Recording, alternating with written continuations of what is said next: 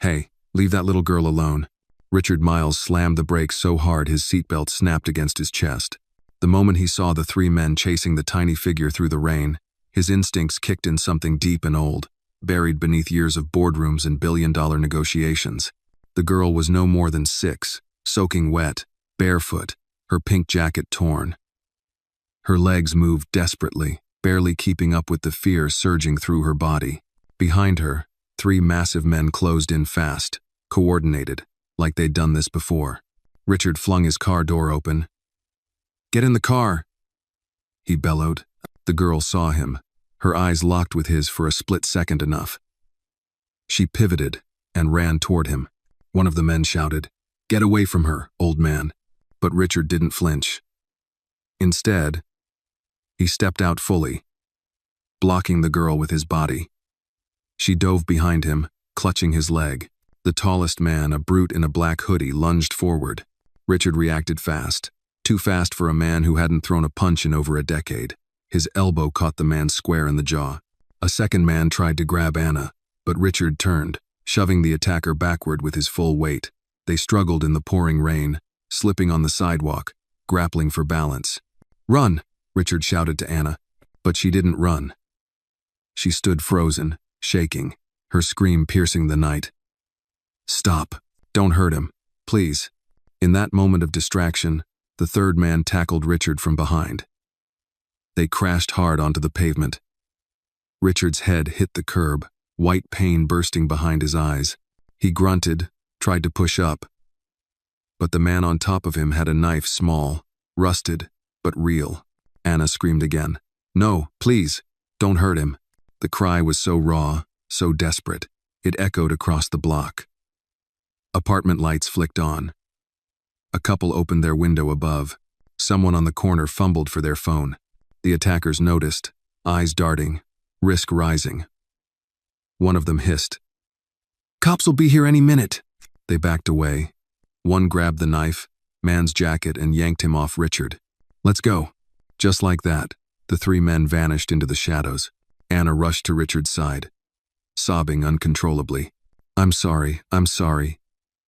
You got hurt because of me." Richard winced, pressing his palm to the back of his head where warm blood mixed with rainwater. But when he looked at her, this tiny girl, shaking with guilt over his pain, something in him locked into place. He forced a breath. "Not your fault, kid. I'll be fine. You shouldn't have helped me," she whispered, eyes wide with a kind of sadness no child should know. Richard didn't answer right away. The world was spinning slightly, and his ribs ached from the fall. But he reached out and took her hand gently. "I'm glad I did. If this story moved you, let us know in the comments below. Where are you watching from? We would love to hear your thoughts. And if you believe in stories that matter, don't forget to like this video and subscribe for more powerful moments like this." He helped himself up slowly. A couple from across the street shouted, "Do you need us to call someone?" "No," Richard said, his voice steady. "We're all right." He ushered Anna into the passenger seat of his car and slid behind the wheel, wiping blood from his brow. The girl looked at him with a mix of awe and fear. "Where's your mother?" he asked as he pulled away from the curb. "They took her," she whispered. He didn't ask who. He already had an idea. The rest of the drive was silent, the car cutting through the rain like a whisper through glass. At the police station, she refused to get out. Her voice cracked as she begged, "Please don't let them take me back. Please." Richard stood there, soaked in rain and pain, staring at the building. He saw the headlines already. "Billionaire fights off attackers to save strange child." The scandal, the questions, but none of that mattered. He got back in the car. "Okay," he said, voice quiet. "Just one night. The girl's name was Anna." He learned that when they got to his penthouse and the housekeeper, Ellen, asked gently, "And what's your name, sweetheart?" Anna didn't speak. She just pointed to a charm bracelet on her wrist, with faded pink beads that spelled out her name, A-N-N-A. Richard stood in the doorway of his sleek, cold apartment, dripping blood on the hardwood floor. He didn't know what tomorrow held, but tonight, a little girl had screamed for him, and he had answered, The soft hum of the elevator filled the silence as Richard stood with Anna beside him, both soaked through and shivering.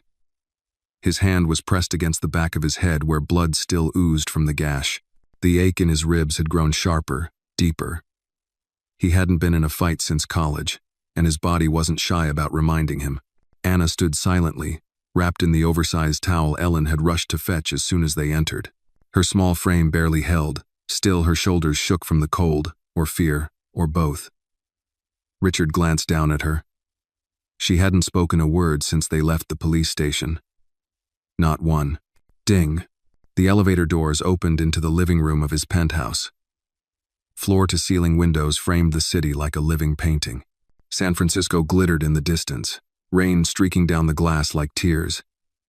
Usually, Richard welcomed the solitude up here. Tonight, it felt cavernous. Empty, unfit for a child. Ellen guided Anna toward the bathroom. "Come, honey.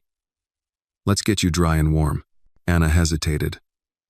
Her eyes flicked to Richard, filled with silent questions, maybe even silent pleading. Richard gave a small nod. Just enough. "It's all right," he said. "Ellen's been here since before I could drive. You're safe." That seemed to ease something in her. She followed the older woman without a word. Richard lowered himself carefully onto the leather couch, gritting his teeth against the pain in his ribs. The sting on the back of his head had dulled to a steady throb. He leaned forward, elbows on his knees, letting the warmth of the room seep into his cold skin. A few minutes later, Ellen returned, her eyes narrowing as she took in the drying blood above his collar. "Let me see that." "I'm fine. You look like you got headbutted by a freight train." "Close enough," he muttered. Ellen disappeared briefly, returning with a first aid kit and a wet cloth. She tended to him in silence, her touch careful, maternal. After she was done, she stepped back and crossed her arms. "So," she said, her voice calm but firm, "who is she?" "I don't know. I just saw 3 men chasing her in the street. They were going to take her. I stepped in." Ellen frowned. "And the police?" "She begged me not to take her in. Said they'd send her back." "Back where?" "She didn't say." He leaned back slowly, the pain radiating through his side. "She said they took her mother." "I believe her." Ellen studied him a moment longer. Then she sighed and nodded. "She's in the guest room now. I gave her something dry to wear." Poor things barely said a word. Richard nodded. His thoughts were already spinning, searching for logic, next steps, any sense of order. But this wasn't a boardroom. There were no spreadsheets to analyze, no metrics to measure, just a child, and a trail of shadows behind her. Later that night, unable to sleep, Richard stood in the doorway of the guest room. The light was off. A sliver of moonlight from the window cut across the floor, just enough for him to make out the outline of Anna curled up on the bed, tiny knees to her chest, blanket wrapped tight. He almost turned away. Then she spoke soft, almost like she wasn't sure if she meant to. "You got hurt." He paused. "Yeah, a little. Because of me." "No," he said gently. "Because of them." She was quiet for a long moment. Then, in a shaky voice, "I thought you were gonna leave." "I'm still here," Richard replied. Silence again. He stepped inside, crouching beside the bed, ignoring the pull in his ribs. "Do you want to tell me what happened?" Anna shook her head, curls brushing the pillow.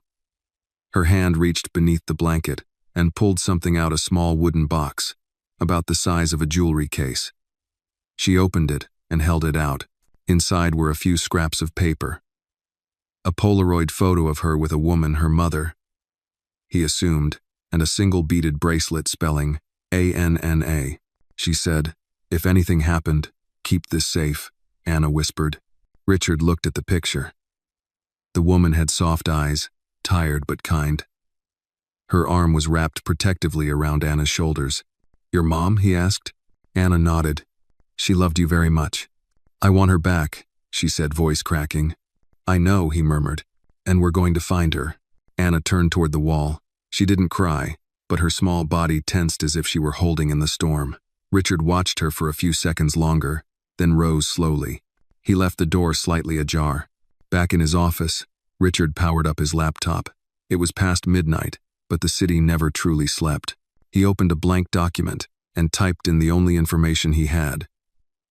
Anna, approximately 6 years old, African-American, missing mother, name unknown, last seen in Tenderloin District, San Francisco.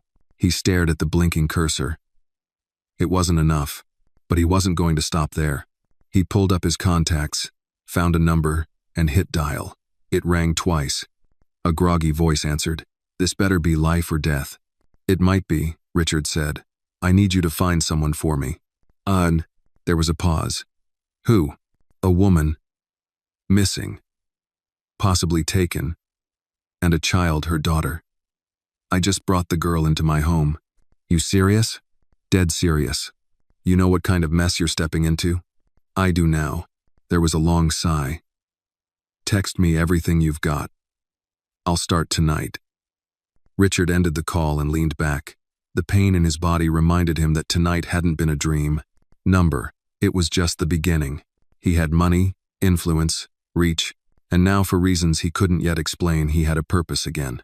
He wasn't about to let a little girl's world end in the shadows. Not on his watch. Not while he was still breathing.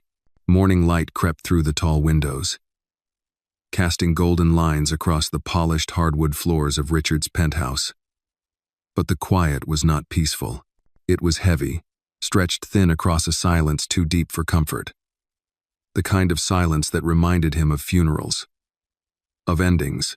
Richard stood in the kitchen, staring at the untouched cup of coffee in his hand. He hadn't slept. Not really. His body ached with every movement, the bruises along his ribs coloring deeper shades of purple by the hour.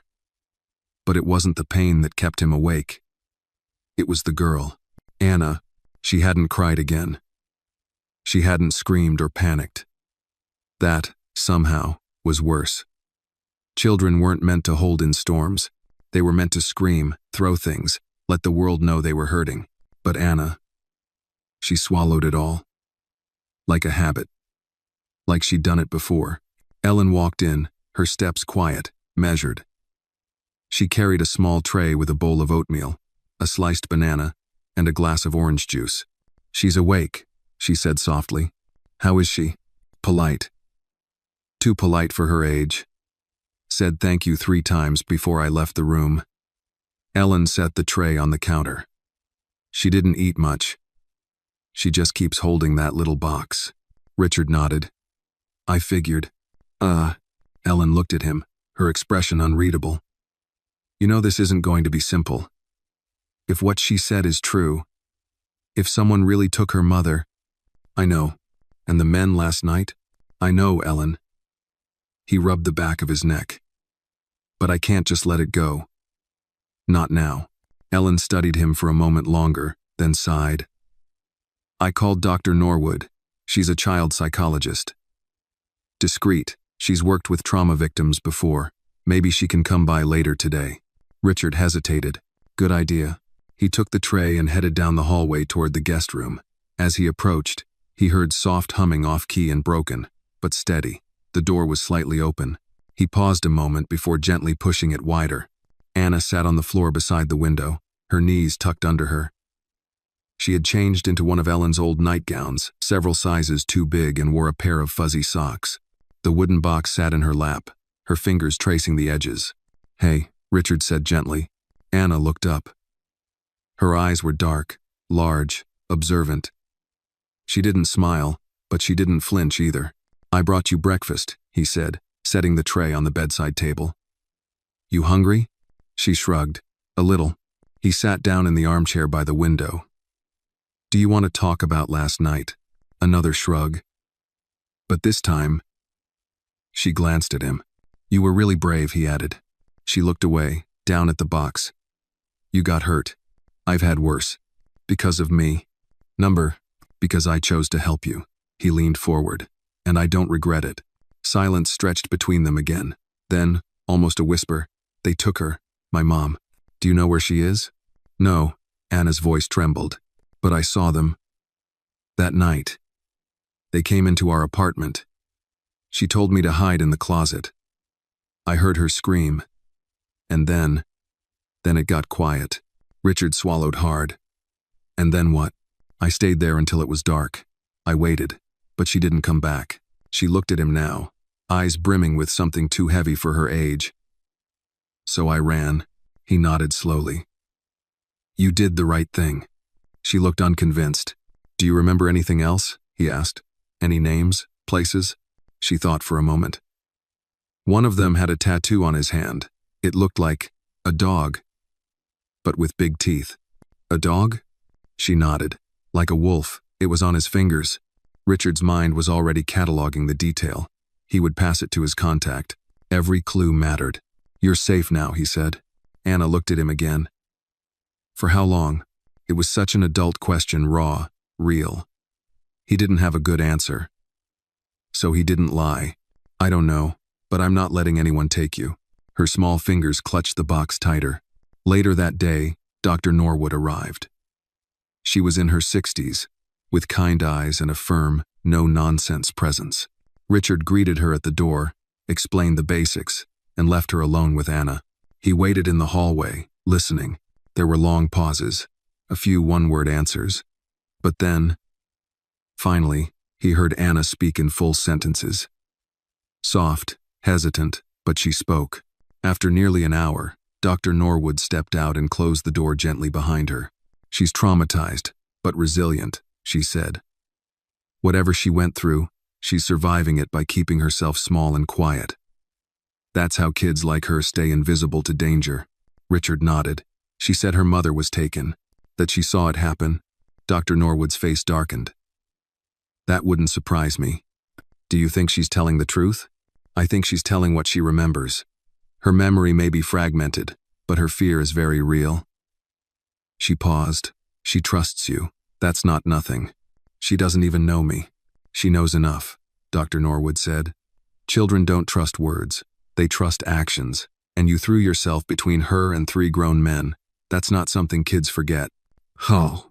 After she left, Richard stood at the window, watching the sun dip below the skyline. He was exhausted, but alert. His phone buzzed. A message from his investigator.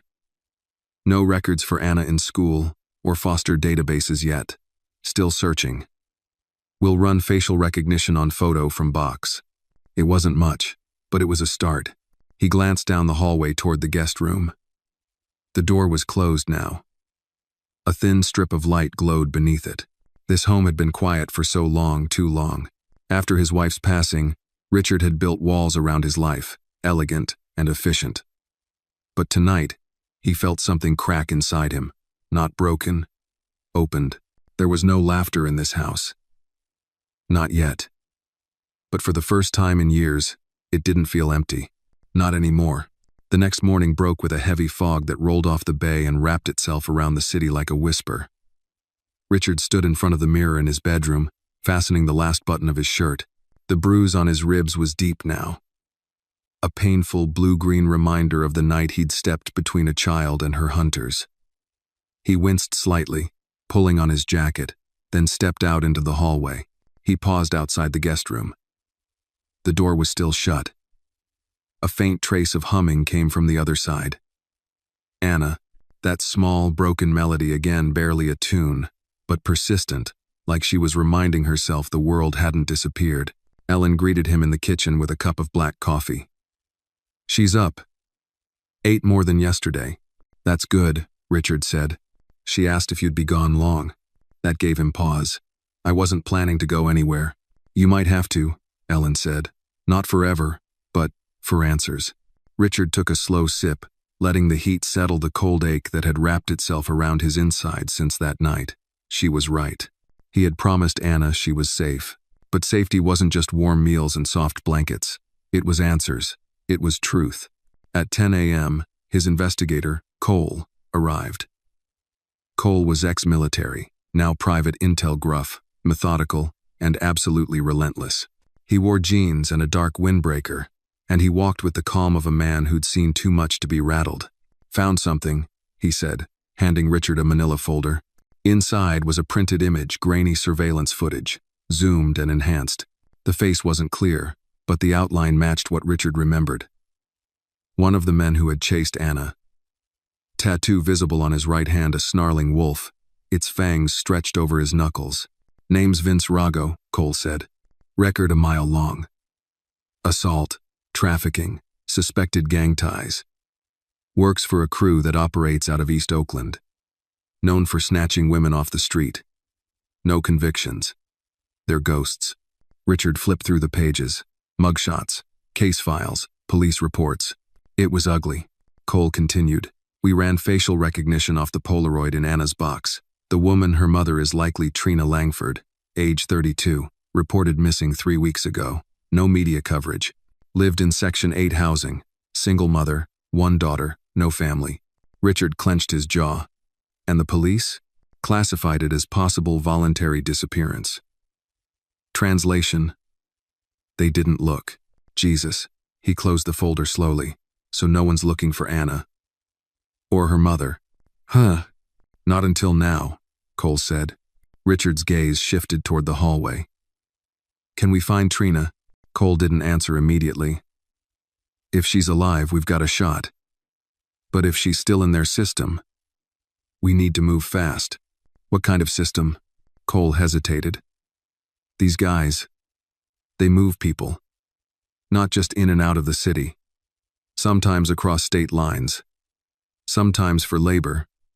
Sometimes for worse. The silence that followed was sharp. Richard straightened. Do whatever it takes. I already am. Later that afternoon, Richard sat across from Anna in the living room.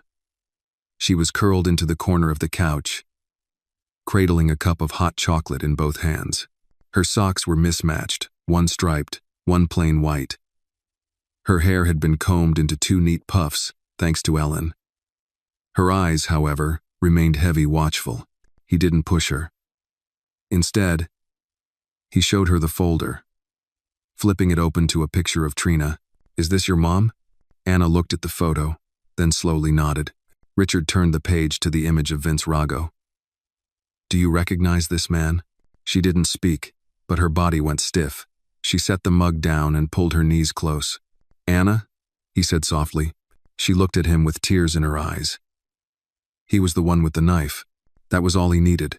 He closed the folder. You're doing great, Anna. You're very brave. She stared at him. Are you going to find her? He nodded. I promise, we're not giving up. She wiped her cheek with the sleeve of her shirt. You're different than the others. What others? The grown-ups. They don't listen. They always say, we'll try, or we're sorry. But then they forget. Richard leaned forward. I won't forget. That night, Richard made another call to someone he hadn't spoken to in over 5 years. The man answered on the first ring. Still alive, Miles? Barely, Richard muttered. I need your help. This about business? No, it's personnel. There was a pause. Those are the only favors I still do. Richard explained everything quickly, concisely. He didn't have to give details. The man on the other end, Nathan Briggs, had once been one of the FBI's top field agents before retiring early to work private cases under the radar. I'll fly out tomorrow, Nathan said. Richard exhaled. Thanks. Don't thank me yet. If you're going up against Rago's crew, you're stepping into a nest of devils. I've been in worse rooms. Maybe. But this time, they're not after money. They're after silence. And they kill to keep it. After the call ended, Richard walked to the window and looked out at the city below. The lights blinked like stars caught in a steel net.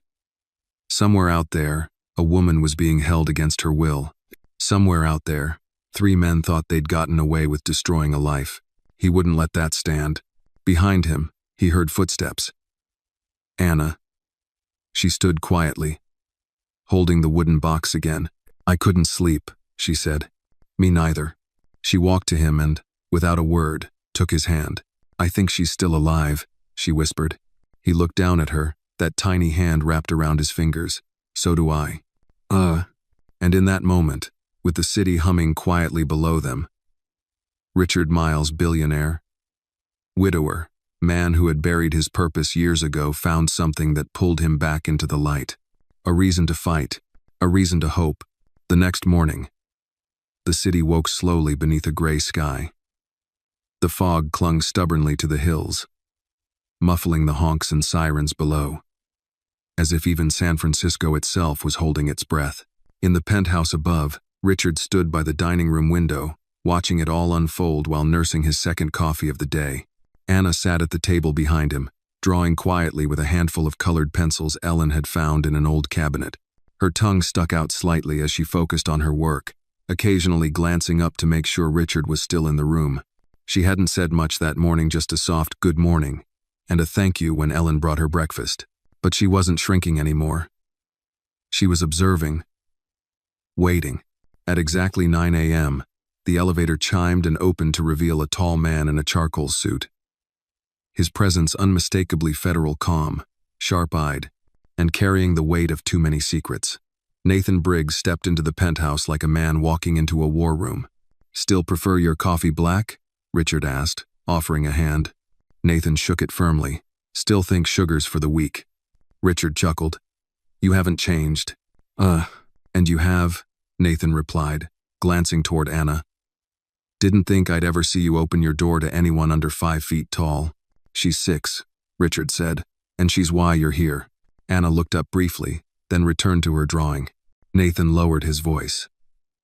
"You sure about this? It's a long way from Wall Street to a human trafficking case."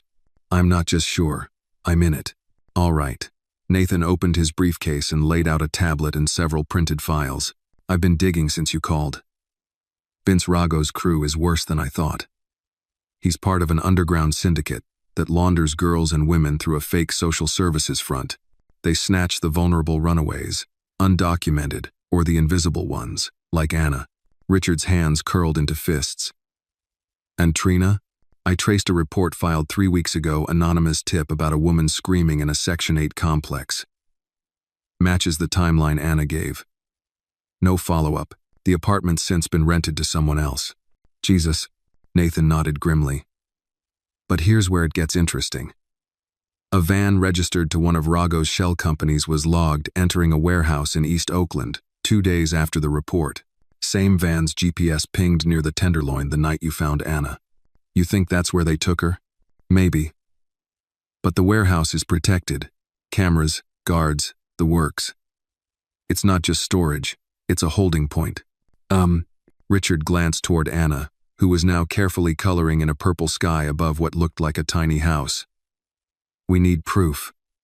Something we can give to the police. The real ones." Nathan looked at him. "You still have connections with the DA's office?" "Some," Richard said.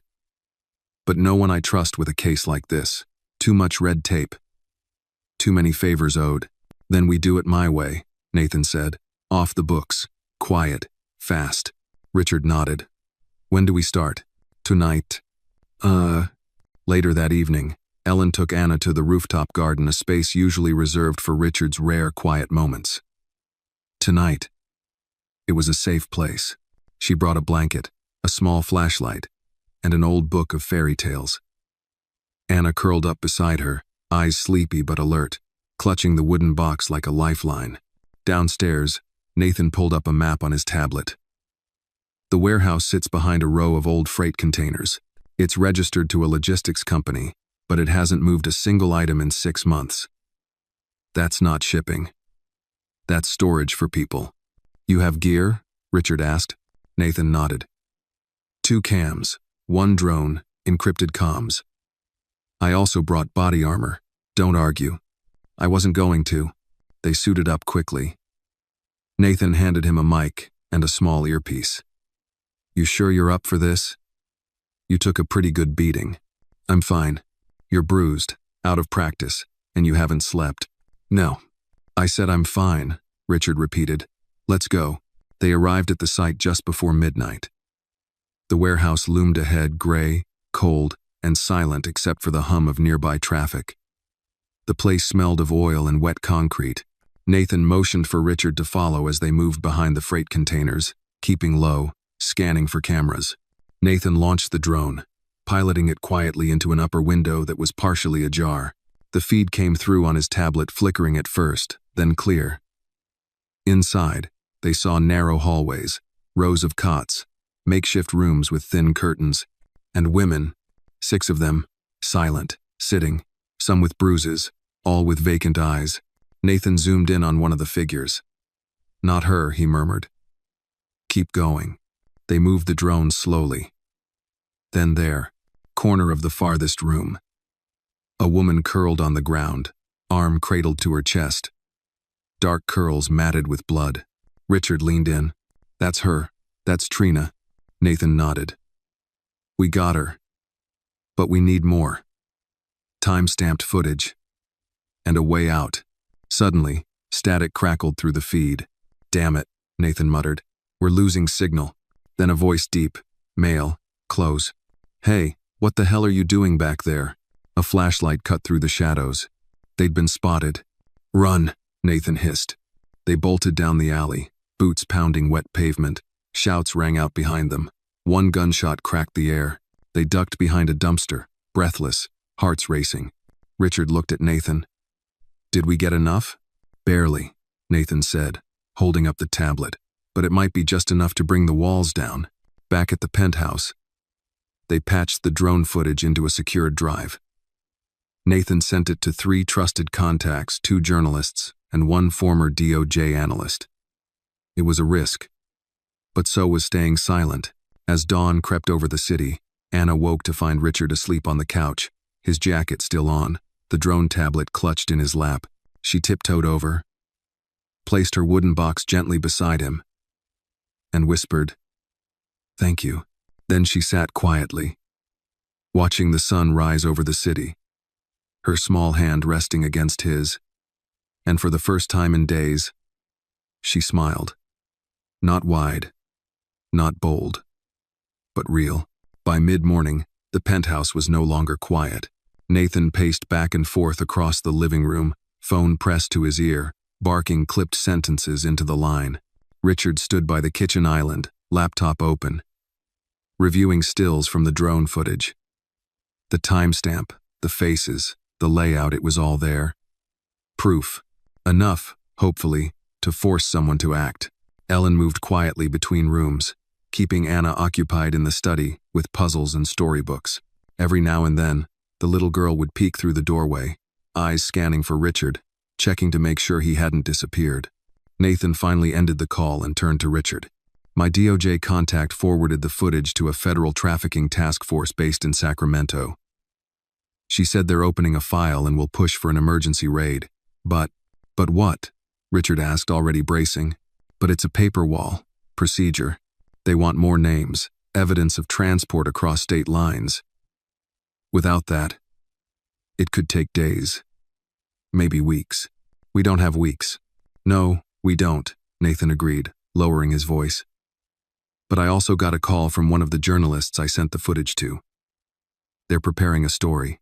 If it goes public, photos, drone video, a missing woman held in a locked facility, people will notice. A public firestorm can force federal hands to move." Richard frowned. "You're betting on the press." I'm betting on outrage," Nathan said. "The system moves slow, but public pressure doesn't." Just then, the elevator dinged. Richard tensed. Ellen poked her head out from the study. Anna looked up from her puzzle, clutching one of the pieces in her hand. The door slid open and a tall, blonde woman stepped out. She wore a tailored black coat, no makeup, and eyes that looked like they'd seen everything. "Special Agent Claire Monroe, FBI." Nathan nodded at her with respect. "Didn't expect you to come yourself," Nathan said. "Didn't expect you to light a fire under my department with an encrypted drop and footage from a civilian drone," she replied. Richard stepped forward. "We appreciate you coming." "Did you see the footage?" "I did, and I agree it's damning. But going after Rago's crew without an airtight warrant, that's a mess, politically and legally." "We don't care about politics," Richard said. "Unfortunately, I do," she replied coolly. "I've spent my career trying to shut these operations down without getting my cases tossed out on procedural violations. One wrong move and they walk." Richard's jaw clenched. "So what do we do? Wait while more women are locked up like animals?" Agent Monroe folded her arms. You said the girl Anna identified her mother in the footage? She did. Then she's a witness. She's 6, Richard said sharply. She doesn't need to be dragged into depositions and courtrooms. She might not have to be. But if we're going to move fast, we need her statement. In writing. With a guardian's consent. I'll sign it, Richard said immediately. Monroe raised an eyebrow. Are you her legal guardian? But I'm the only one standing between her and being lost in the system again.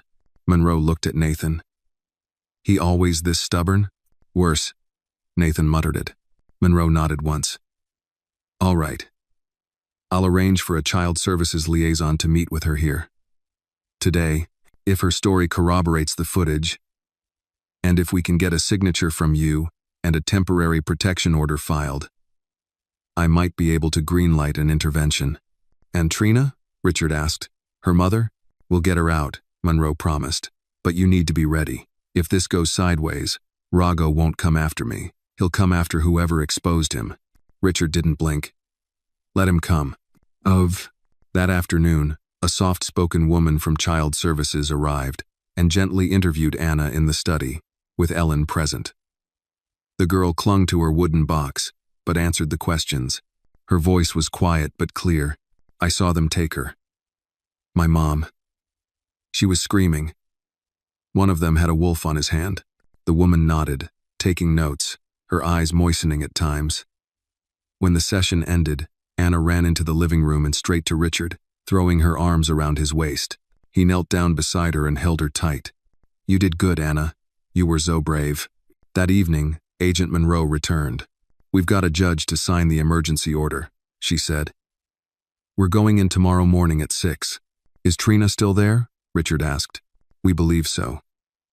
One of our undercover agents drove past the warehouse this afternoon. Same guards out front. Same patterns. No sign of relocation. Nathan glanced at Richard. They're playing it cool. They don't know they've been exposed yet. Monroe looked at Richard. You need to keep Anna here. Doors locked. No visitors. We'll extract her mother, and then we'll bring them both under protective custody. I want them both here, Richard said. Monroe looked like she wanted to argue but stopped. We'll talk about that after the raid. That night, Richard sat in the study with Anna as she drifted to sleep on the couch. Her wooden box rested beside her, lid open. He glanced down at the photo of Trina, and then at Anna's sleeping face. For the first time since she arrived, her brow was relaxed. As he turned off the lamp and stepped into the hallway, Nathan waited for him near the kitchen. You ready for tomorrow? Nathan asked. Richard exhaled. I've never been more ready for anything in my life, Nathan nodded. Because once this starts, there's no going back. Richard looked out the window, the city lights flickering like signals in the dark. Somewhere out there, a mother was still locked away, but not for long. Tomorrow, the walls would fall. The city was still sleeping when the convoy rolled through East Oakland. The sun hadn't risen yet, but the warehouse ahead stood beneath dull sodium lights, casting long shadows across the crumbling pavement. 3 unmarked SUVs and a black van lined the far end of the alley, engines idling low, headlights off. Inside the lead vehicle, Special Agent Claire Monroe stared at the warehouse's steel door like it was a gateway to something darker than night. Richard sat beside her in the back seat, dressed in black, his expression unreadable. Nathan was in the front passenger seat, hands resting calmly on his lap, eyes sharp and alert. You know you're not supposed to be here, Monroe said, breaking the silence. I'm not here as a spectator, Richard replied. I'm here because she's in there, and because a 6-year-old girl is upstairs in my home right now, holding on to hope with both hands. Monroe sighed. I shouldn't let you stay. But you will, Nathan said quietly. She didn't respond, just gave a tight nod to the agent driving. 2 minutes.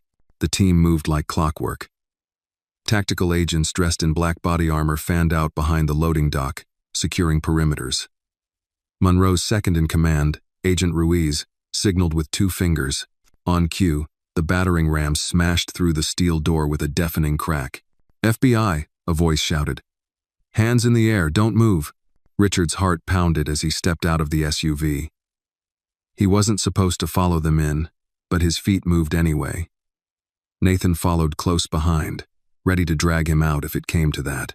The scene inside was chaos agents swarming through narrow corridors, shouts echoing off metal walls.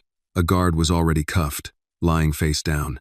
A woman in a ragged hoodie emerged from one of the rooms, sobbing, clinging to an agent like she couldn't believe she was real. Then came the door at the end of the hall. Monroe reached it first, raised her hand, and paused. "This is it." She pushed it open. The room was dark, lit only by a flickering overhead bulb. Trina Langford lay on a thin mattress on the floor, her left arm in a makeshift sling, eyes swollen but open. She blinked against the light, confusion on her face. Monroe stepped in slowly. "Trina? My name is Claire Monroe. I'm with the FBI. You're safe now." Trina tried to sit up but winced. Where's my daughter?" Richard stepped into the light. "She's safe. She's with me." Trina stared at him, disoriented. Who are you?" "I'm the man who found her running through the rain," he said softly. "She led me to you." Tears welled in Trina's eyes. She tried to speak, but the words caught in her throat. Monroe knelt beside her and radioed for medical. Within seconds, a paramedic team was in the room, lifting her gently onto a stretcher. Richard watched as they wheeled her out, her eyes locked on his the entire way. In those eyes, he saw something he hadn't expected: relief, yes, but also trust.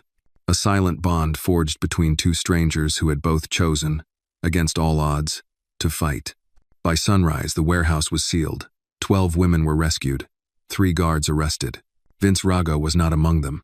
"He slipped out before we breached," Monroe said, standing beside Richard in the alley. "Someone tipped him off." Richard clenched his jaw. "So it's not over?" "No," she agreed. "It's just beginning." Back at the penthouse, Anna stood at the window, watching for signs of Richard's return. She hadn't spoken much to Ellen that morning. Just a quiet, "Do you think they found her?" followed by an hour of silence. When the elevator finally opened, she ran. Trina was wheeled into the living room on a stretcher, IV bag trailing beside her. Anna froze for just a second, then ran to her mother, tears breaking free. "Mommy," Trina cried out as she reached for her, her good arm pulling Anna into the tightest embrace she could manage. They sobbed together in the center of the room, surrounded by silence too sacred to interrupt. Richard turned away, emotion swelling in his chest. Nathan stood beside him, arms crossed, watching it all unfold. "You did good," Nathan said quietly. "No," Richard replied, voice hoarse. "Anna did." The moment was tender, but it didn't last. Later that afternoon, Monroe returned with news. "Rago's disappearance complicates everything," she said. "He has connections. We suspect someone inside law enforcement may have leaked the raid." Richard nodded grimly. "What happens now?" "We relocate Trina and Anna into witness protection, different names, sealed files, new lives." "No, they're not leaving," Richard said. Monroe's brows furrowed. "It's for their safety. I'll provide security, round-the-clock surveillance, full relocation if necessary, but they stay here, with me." Monroe gave him a long look. "Why?" "Because she has no one else. Because Anna finally found someone who came back. And because this house, this life, needs them more than I thought." There was silence between them. Then Monroe nodded once. "Fine. But if Rago resurfaces, we move fast. No negotiation." Richard agreed. And just like that, the next chapter of their lives began. That night, Trina sat on the couch, Anna curled up beside her, fast asleep. She looked at Richard across the coffee table. "I don't know how to thank you," she whispered. "You don't have to," Richard said. "She told me you got hurt, that you fought for her. I'd do it again." Trina smiled weakly. "You already did." And for the first time in years, Richard felt something shift inside him, not duty, not guilt, but peace. He looked at the girl asleep in her mother's arms, then at the city glowing beyond the windows. Somewhere out there, Rago was hiding.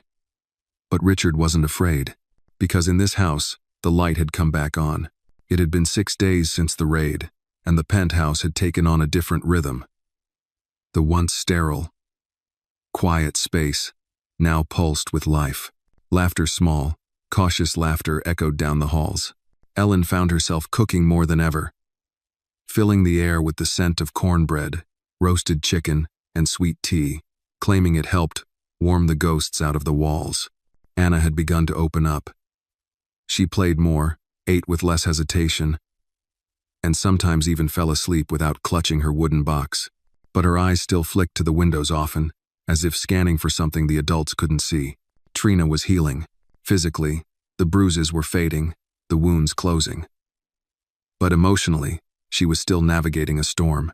At night, Richard would sometimes find her awake on the couch, staring out at the city, silent.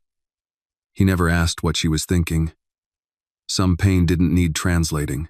Richard's own world had shifted, too. Meetings were canceled, business partners left on read. The market could wait. Something bigger had taken root inside him, a calling not driven by profits, but by protection. A life no longer built around walls, but bridges. But peace, as always, was a fragile thing.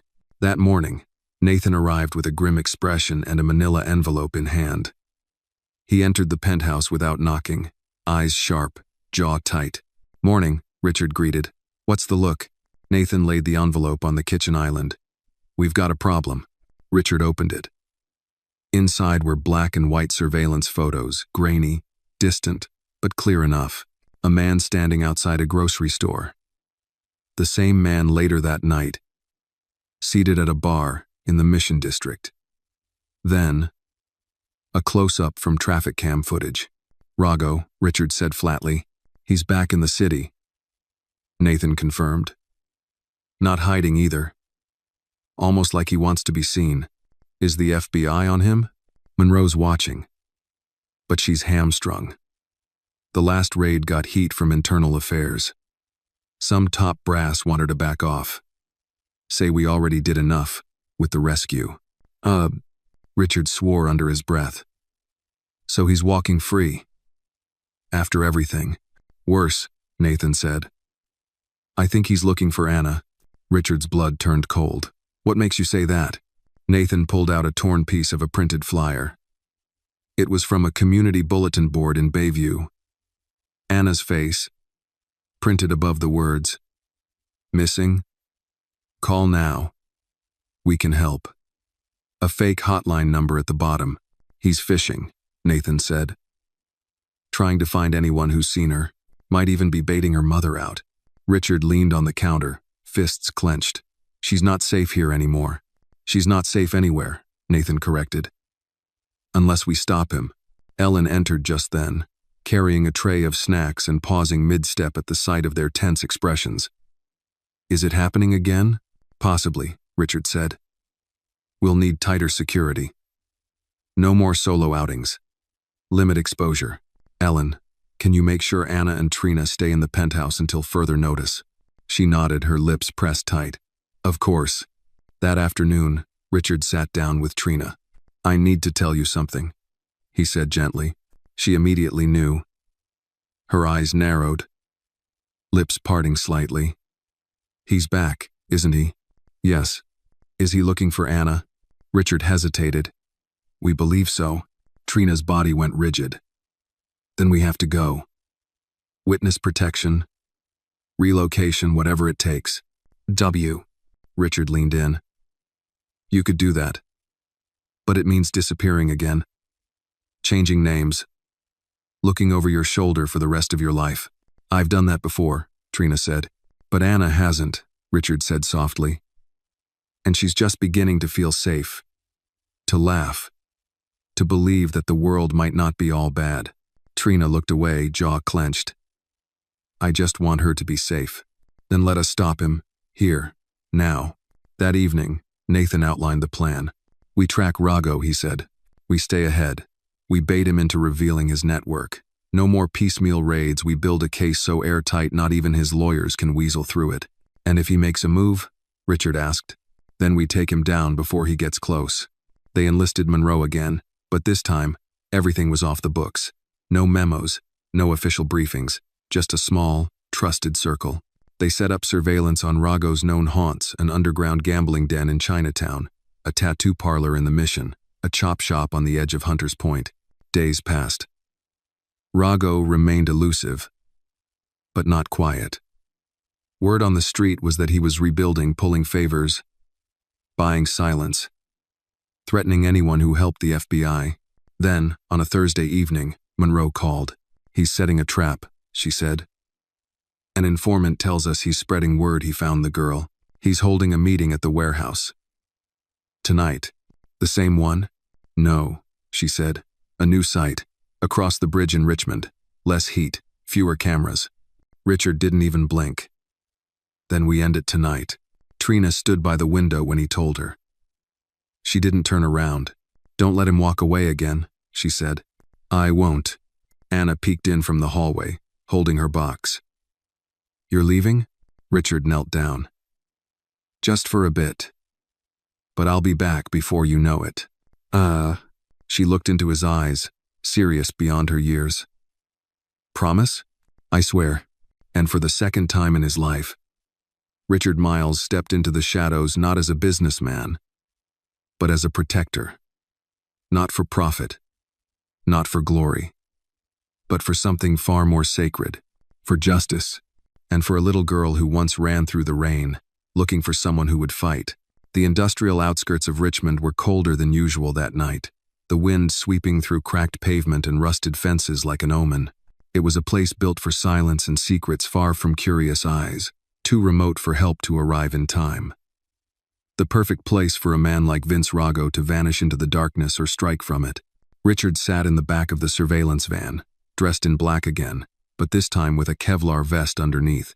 Beside him, Nathan checked the feed from the cameras they'd mounted around the warehouse earlier that day. Monroe sat across from them, earpiece in, jaw tight, her face bathed in the bluish glow of the monitors. "This is it," she said. "No more half measures. We're bringing him in tonight." Richard didn't respond. His fingers tapped silently against his knee, but his eyes were steady, locked on the screen showing the warehouse's loading dock. His mind wasn't on the equipment. It was on Anna, on Trina, on the promise he made. Nathan adjusted his mic. "Units in position?"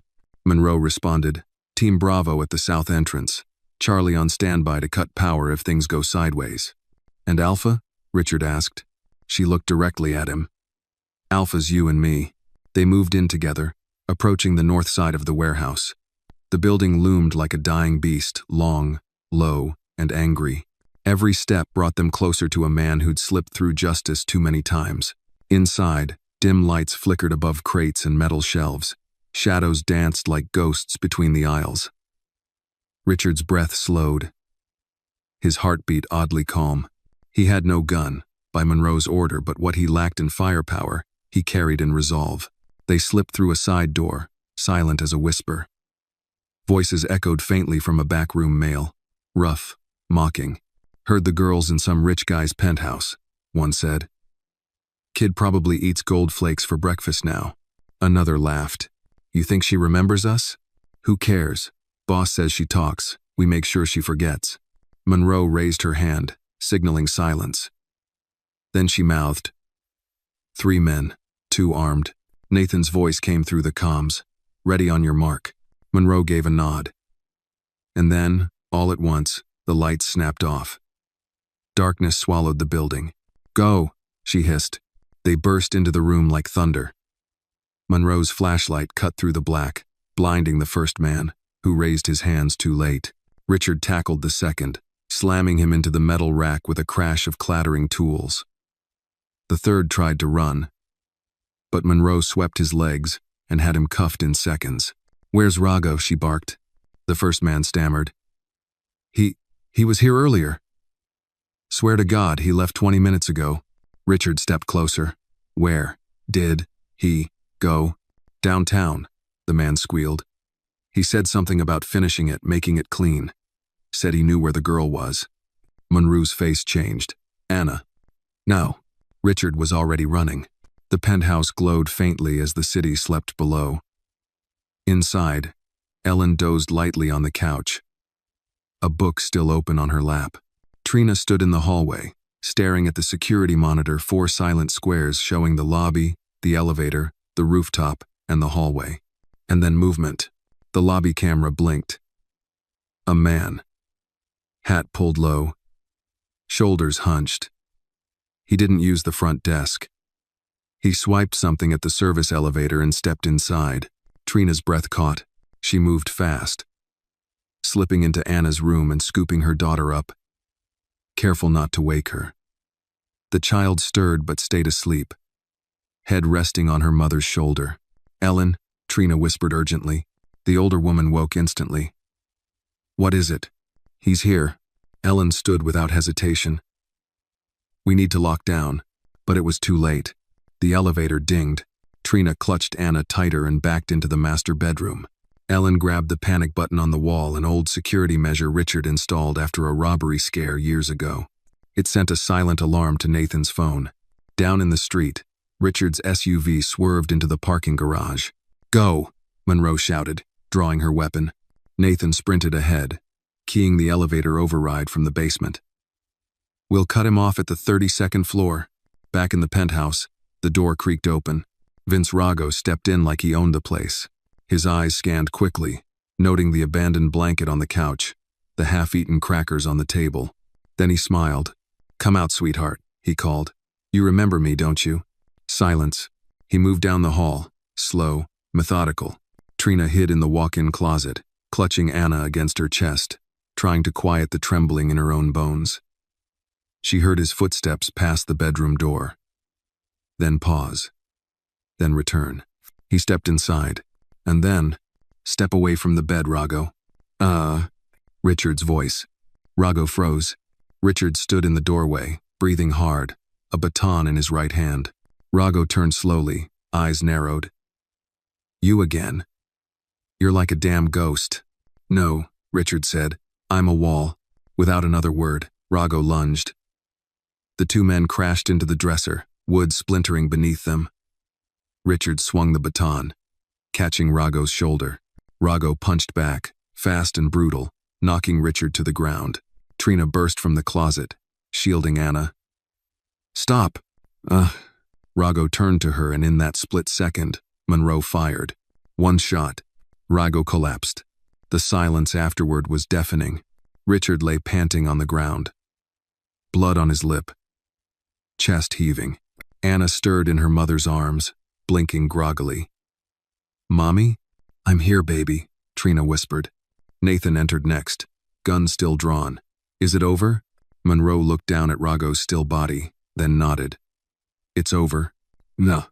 Later, after the paramedics came and the crime scene tape went up, Richard stood on the balcony, watching the city begin to wake. Trina joined him, arms folded, eyes red but calm. "You kept your promise," she said. "I had to." Inside, Anna sat curled up with Ellen, watching cartoons.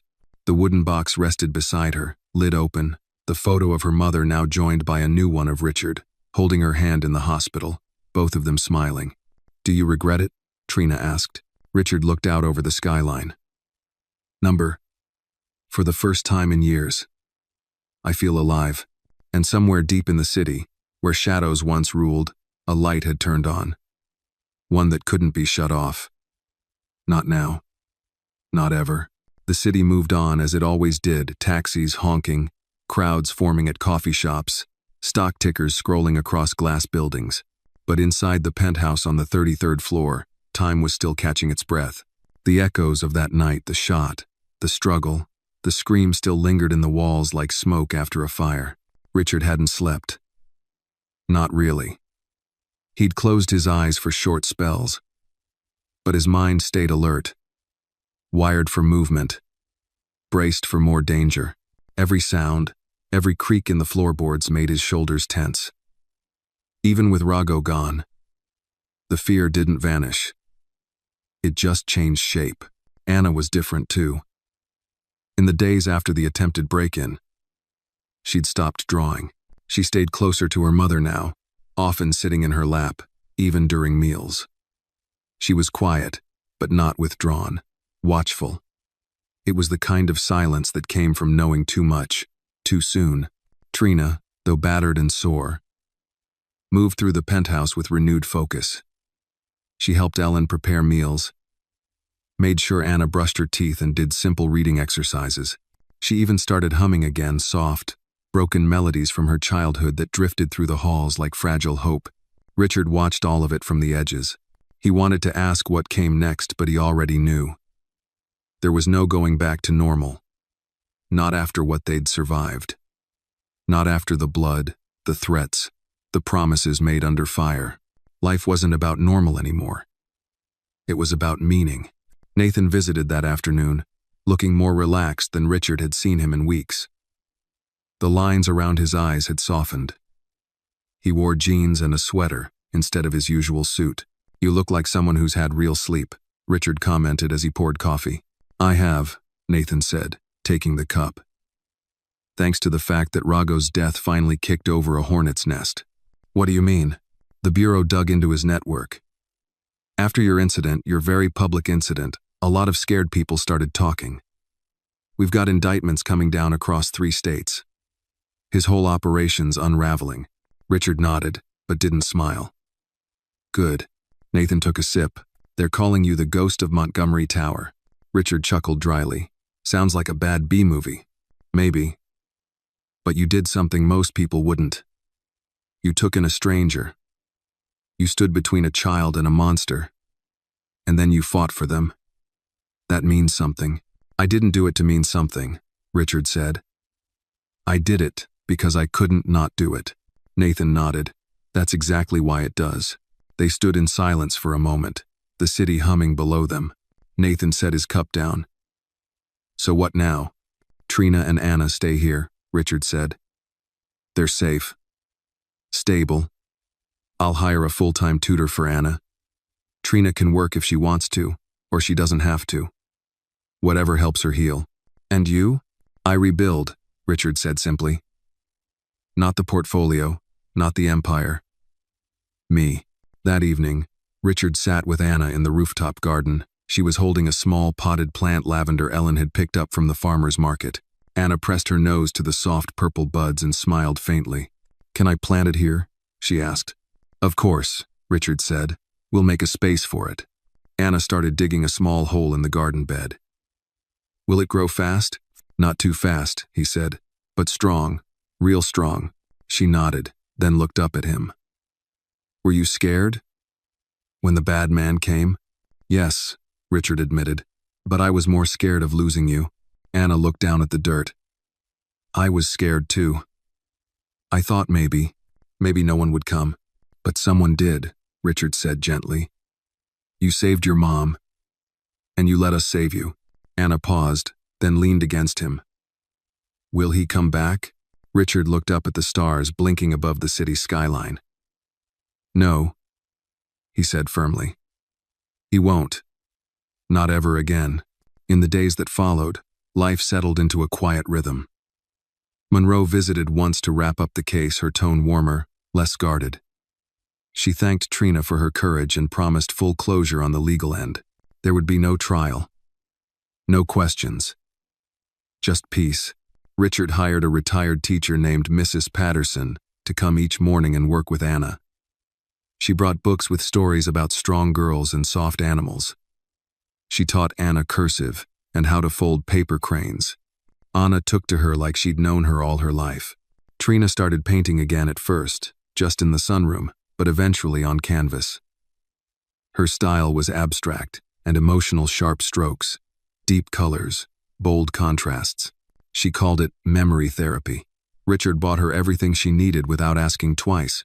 One evening, after dinner, Trina found Richard in his study. "I need to talk to you," she said. He looked up from the ledger he hadn't really been reading. "What's on your mind?"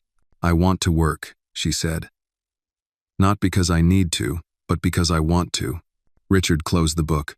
"What kind of work?" "Advocacy," she said. "There are more girls out there. More mothers. If I can speak, if I can put a face to what they go through, maybe we can stop it sooner next time." Richard studied her, then nodded slowly. "I'll fund whatever you need. Office, staff, legal team." Trina smiled. "I thought you might say that." And so, from the ashes of fear, something new began. Trina launched a nonprofit within 2 months. Anna started school the following semester.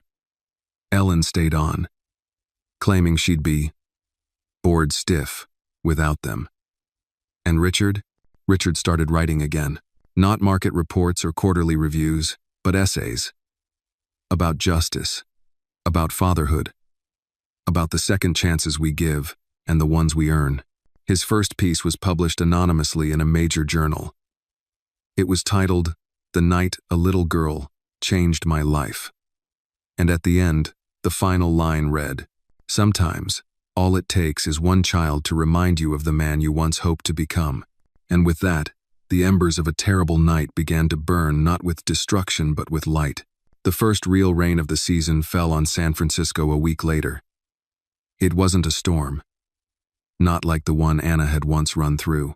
This was a steady, contemplative rain, the kind that softened the city, dulled its edges, and brought everything into sharper emotional focus.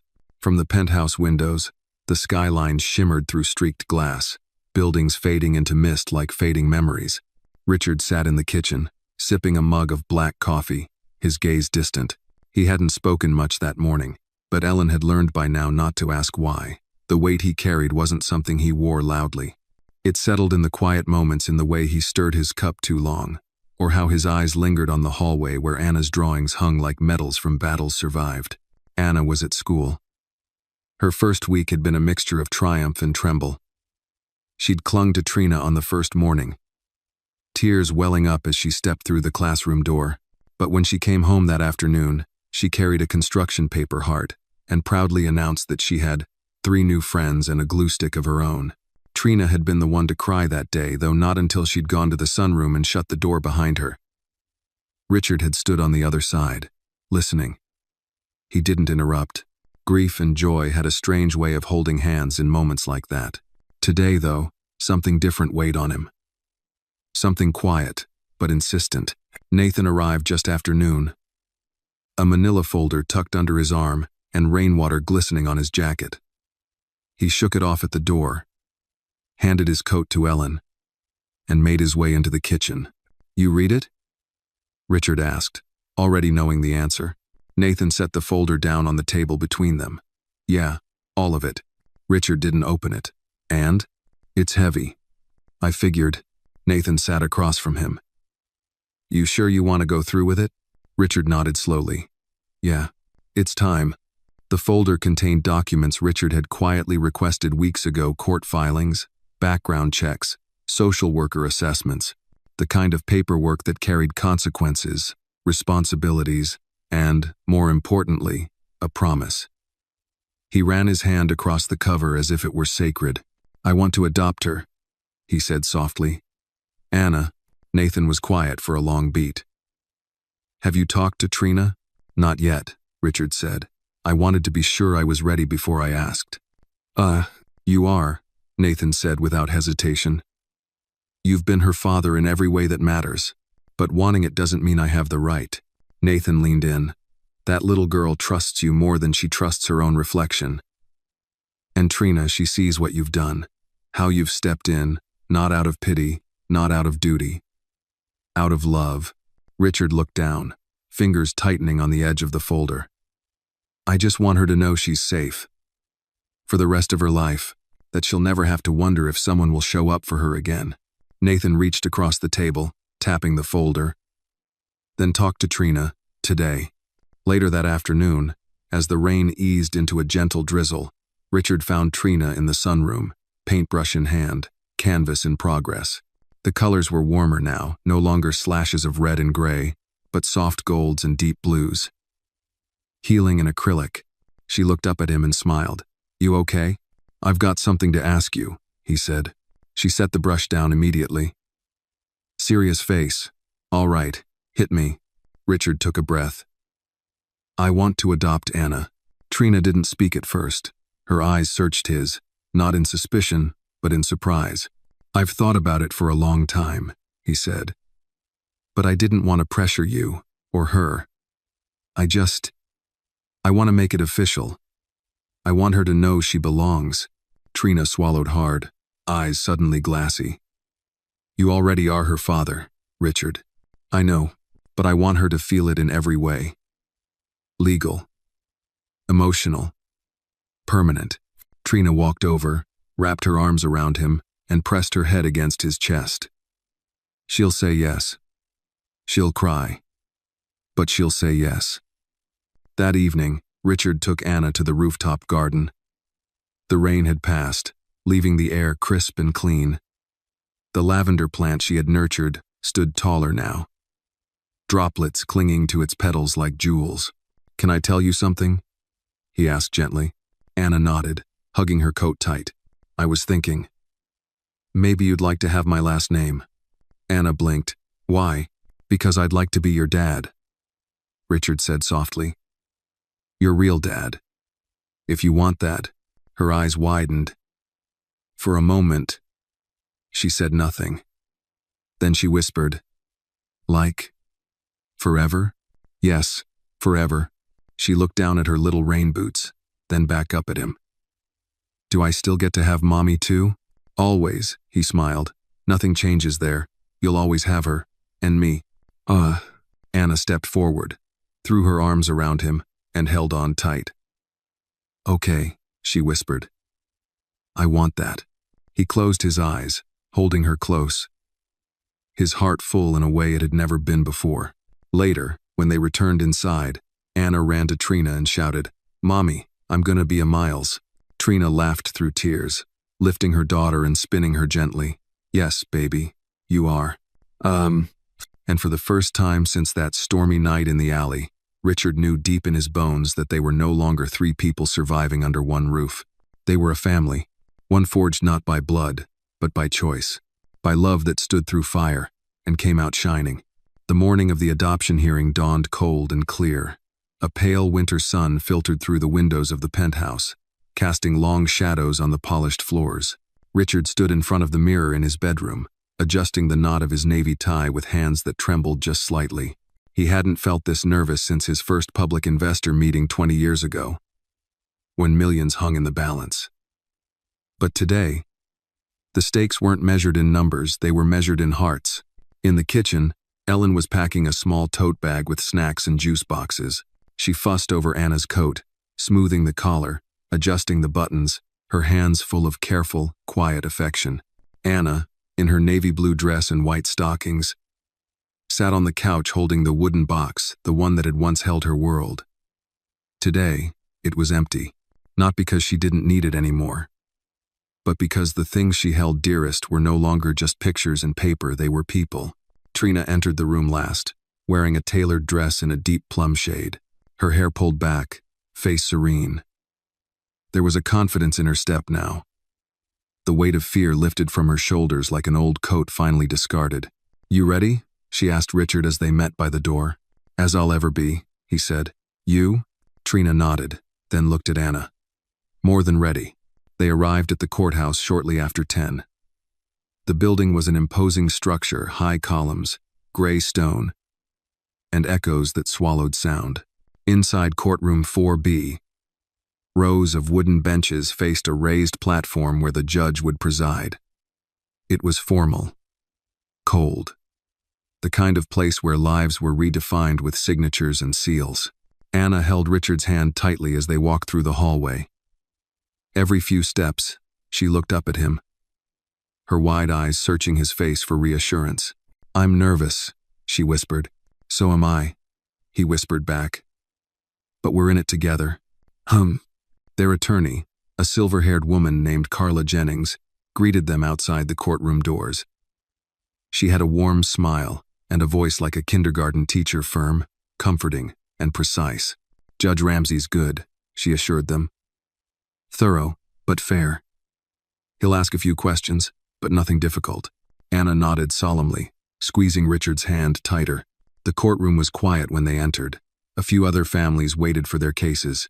Monroe was there, sitting quietly in the back row in plain clothes. She offered Richard a small nod, subtle, but full of pride. Nathan, ever watchful, stood by the door like an unofficial bodyguard, even though the threats were gone. When their names were called, they stepped forward as one. "Richard Miles, Trina Langford, and Anna Langford," the clerk announced. "Adoption case number 21847. Judge Ramsey looked up from the file before him, adjusting his glasses. He was in his 60s, with kind eyes and a gravelly voice. "Good morning. I understand we're here to formalize the adoption of young Anna by Mr. Miles?" "Yes, Your Honor," Carla replied. The judge turned to Anna. "Miss Anna, would you like to come sit in the witness chair next to me?" Anna looked at Richard, who nodded. Slowly, she let go of his hand and walked to the chair, climbing up with a little help from a court officer. Her legs dangled, not quite reaching the floor. The judge smiled. "You look very nice today." "Thank you," Anna said shyly. "Do you know why we're here?" he asked. Anna nodded. "So Mr. Richard can be my real dad. And do you want that?" "Yes." The judge raised an eyebrow playfully. "Why?" Anna looked down for a moment, then straight into his eyes. "Because he came back. When I ran. And when Mommy was hurt. He came back every time." A hush fell over the room. Even the clerk looked up from her notes. The judge's face softened. He looked at Richard. "Mr. Miles, do you understand the responsibilities you're assuming?" "I do. To provide, to protect, to love this child as your own?" "Yes, Your Honor, with everything I have." "And Miss Langford," he said, turning to Trina, "you understand that this adoption does not sever your parental rights, but that it makes Mr. Miles an equal parent, legally and permanently." "I do," Trina said. Her voice was steady, but her eyes shimmered with emotion. The judge picked up his pen. "Then I see no cause to delay. The court finds the petition in proper order, and the adoption is granted." He stamped the document.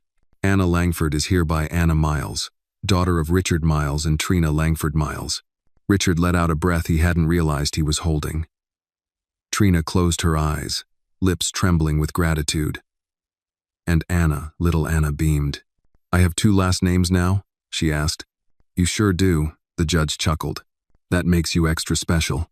The courtroom erupted in quiet applause. Ellen wiped tears from her cheeks. Nathan clapped once, firmly, then stood straighter.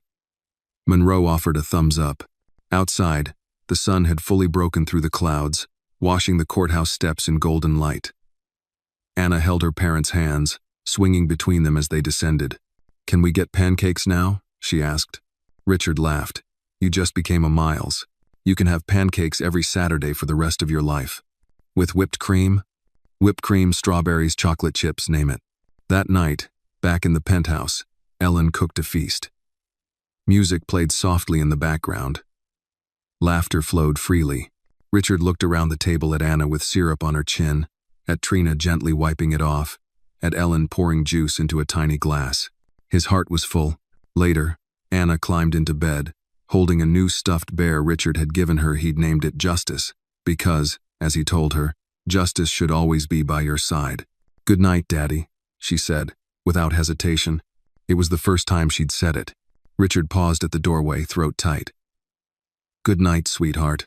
And as he turned out the light, he realized something. The world may never know this story, the rescue, the fight, the hearing, the healing. But it didn't need to, because sometimes the truest victories happened in the quiet. In the soft closing of a bedroom door. In the silence that finally felt safe. 3 months passed. The world spun on, oblivious to the quiet transformation unfolding inside the penthouse on Montgomery Tower. Spring had arrived. The garden on the rooftop bloomed with daffodils, lavender, and little hand-painted rocks with messages like, "Hope lives here," and "You matter," courtesy of Anna's new art obsession. But even in peace, the past had a way of tapping you on the shoulder. Trina's nonprofit Second Light had grown faster than anyone expected. What started as a modest operation housed in a shared downtown office now had 12 full-time staff members, 3 attorneys, 2 therapists, and a waiting list of survivors seeking help. Trina had become the face of the organization, not by design, but because no one could tell the story better than the woman who had lived it. She gave interviews, local news first, then a podcast, then a segment on NPR. Each time, she peeled back another layer of trauma, not for sympathy, but for clarity. She wanted people to know the truth, not just about Vince Rago, but about the hundreds of Ragos who still thrived in plain sight. One afternoon, Nathan called Richard while he was on his way back from picking up Anna from school. "You're going to get a media request," Nathan said. Richard adjusted the phone against his ear as Anna chattered happily in the back seat about a class pet hamster named Winston. "What kind of request?" 60 minutes. Richard braked at a red light. "What?" "They want to profile Trina and the nonprofit. Survivors, systemic failure, justice reform. It's a big piece. National, prime time. She should do it," Richard said immediately. "She wants to. But they also want you. The anonymous essay you wrote? They found out it was you." Richard exhaled. "I wrote that for healing, not headlines." "I know," Nathan said. "But this story's bigger than you now." That night, after dinner, Richard brought it up to Trina on the balcony while Anna was inside painting with Ellen. "They want you too?"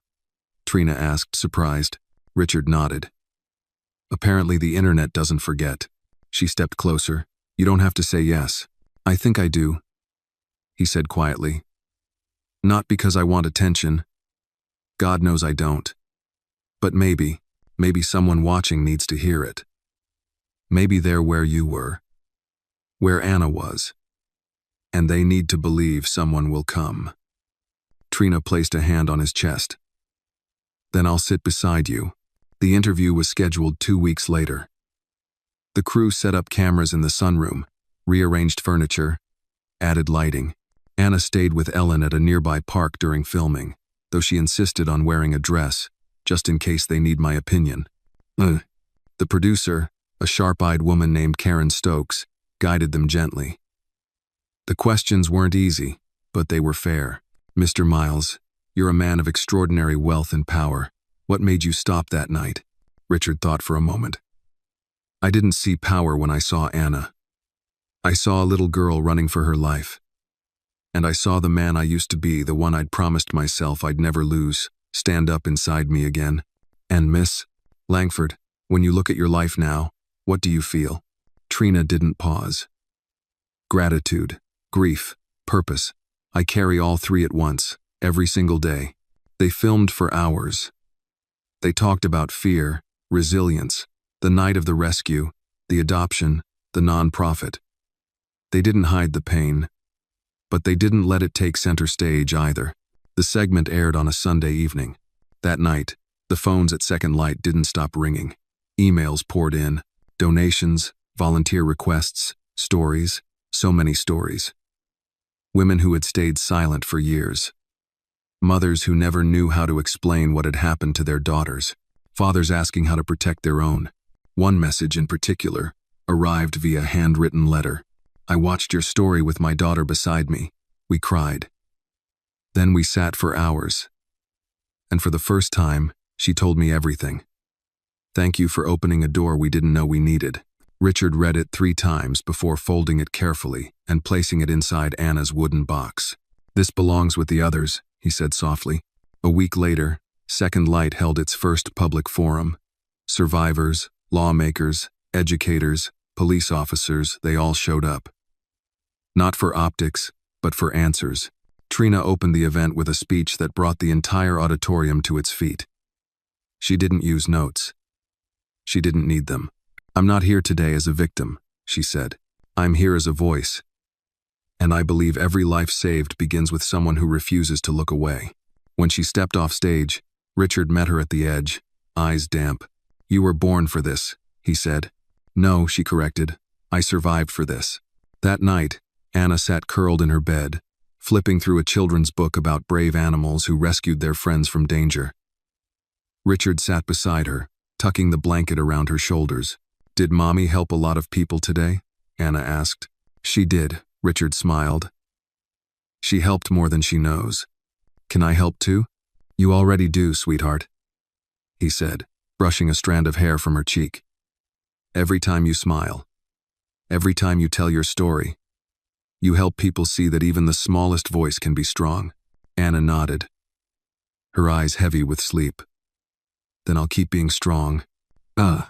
And as Richard watched her drift off, he realized something profound. Strength wasn't always loud.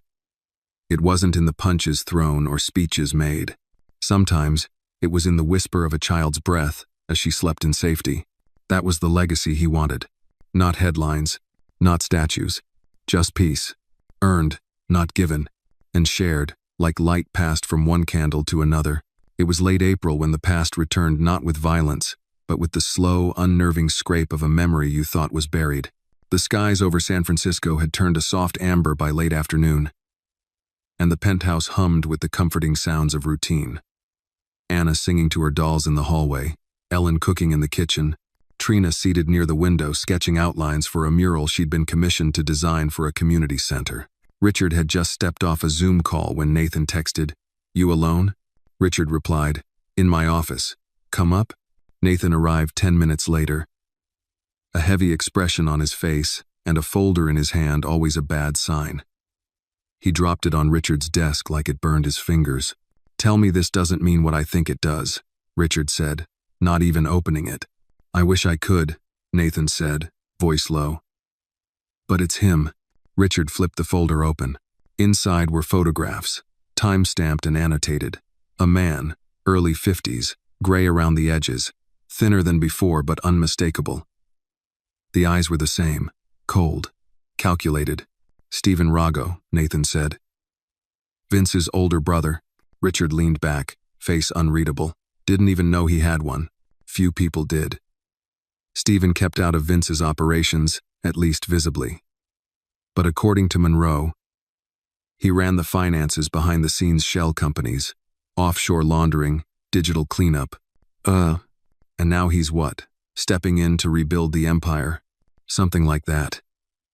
He's been spotted in Oakland, then San Jose, now back in the city. We think he's trying to make connections Vince left behind, quietly. But he's asking questions. About Anna? About you.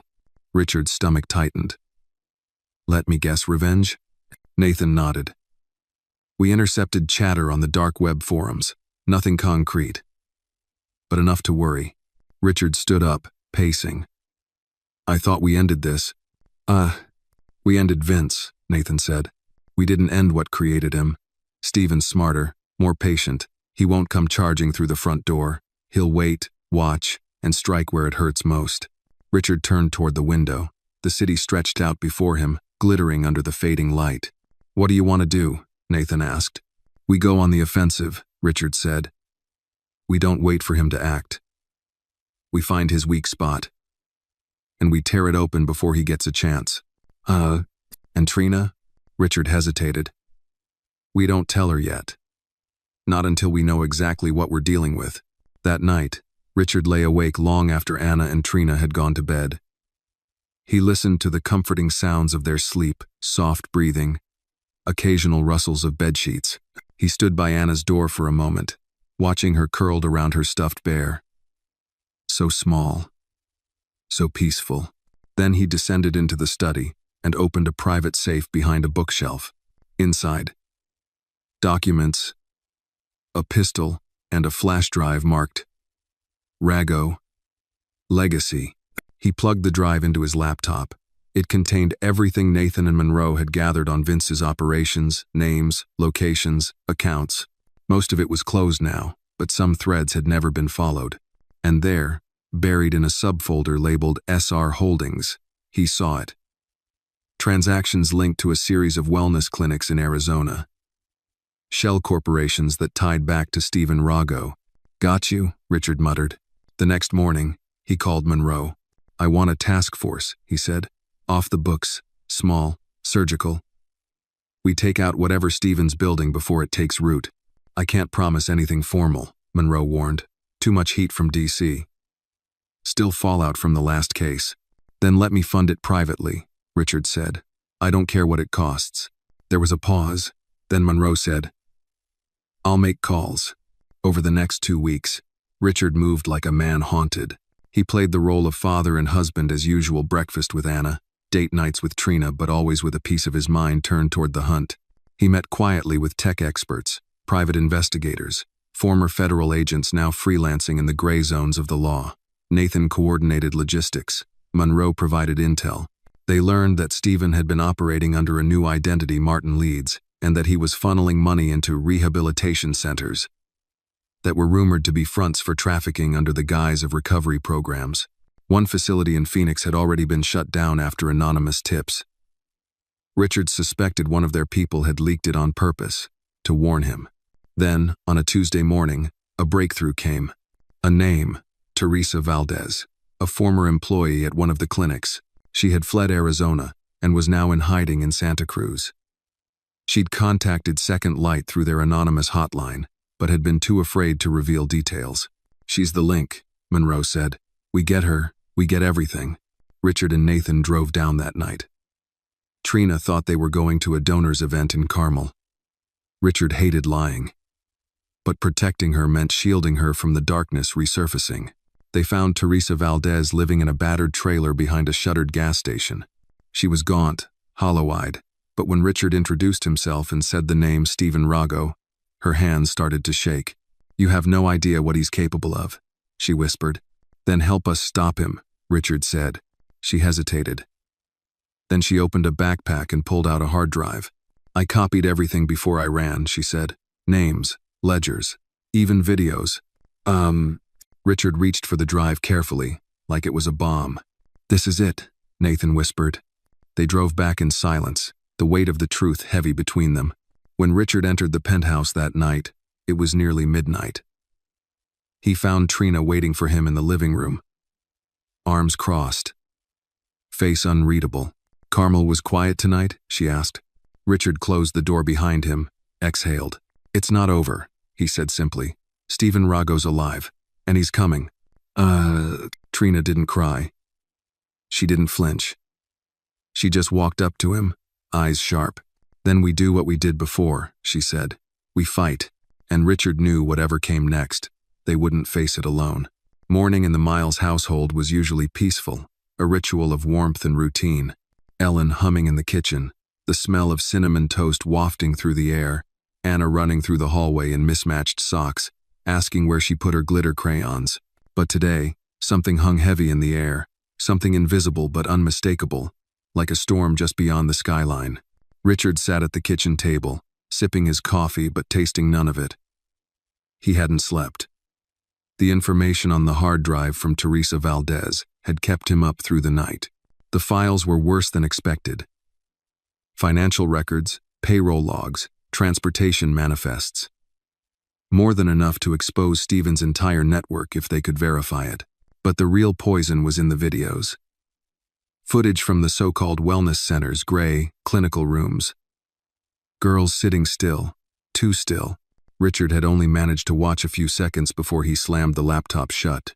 Trina entered the kitchen, her eyes sharp despite the early hour. She could always read him like a book, especially the pages he didn't want opened. "Did you sleep at all?" she asked, pouring her tea. "No," Richard admitted. "Too much to process." "Well, do I need to see it?" she asked. He hesitated, then shook his head. "Not yet." She didn't press. Instead, she sat across from him and reached for his hand. "You know what needs to be done." "Yes, but doing it means lighting a fuse. If we take this to the press, or even law enforcement, Stephen will know we're coming. He'll run, or worse, he'll retaliate." "He already knows," she said calmly. The moment Teresa went dark, he knew someone had her. Richard exhaled slowly. "Then we hit him hard, and we hit him now." Later that morning, they gathered in the sunroom. Nathan, Monroe, Richard, and Trina. Anna was at school, blissfully unaware, her biggest worry being whether she'd be chosen as line leader during recess. Monroe began the briefing. "The files Teresa gave us contain detailed financial records tracing back to several fake rehab centers. These aren't just illegal, they're textbook human trafficking operations. We've verified at least 7 survivors from the Phoenix facility alone." "What about the names?" Richard asked. "Some are aliases, but there are a few real ones, including former law enforcement, local politicians, even a judge in Tucson." Richard's jaw clenched. "And Stephen? Clean, so far. He never signed anything. But the money trails lead back to shell corporations we've now linked to him, thanks to your original intel. That's enough for a federal investigation if we move fast." Nathan chimed in. "If we go to the FBI now, we risk someone leaking the case." Stephen has eyes everywhere. Then we go private first, Richard said. We pull together survivors willing to testify. We get airtight documentation. When it hits all at once. No warning, no time to hide. Trina nodded. And, Second Light can help coordinate the outreach. We already have contacts with shelters and survivor networks. Monroe leaned back in her chair. If we do this right, we're not just taking down Stephen, we're blowing up a whole system that's been operating under the radar for years. And if we do it wrong? Nathan asked. Then Anna's not safe, Richard said. None of us are.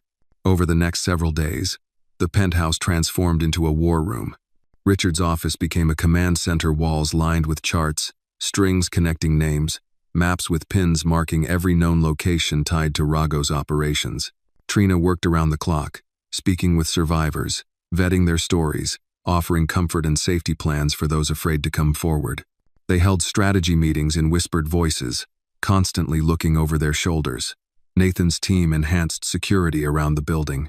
Ellen even learned how to operate the emergency lockdown protocol, just in case. One night, after everyone else had gone to sleep, Trina found Richard standing on the rooftop, staring at the lights of the Bay Bridge.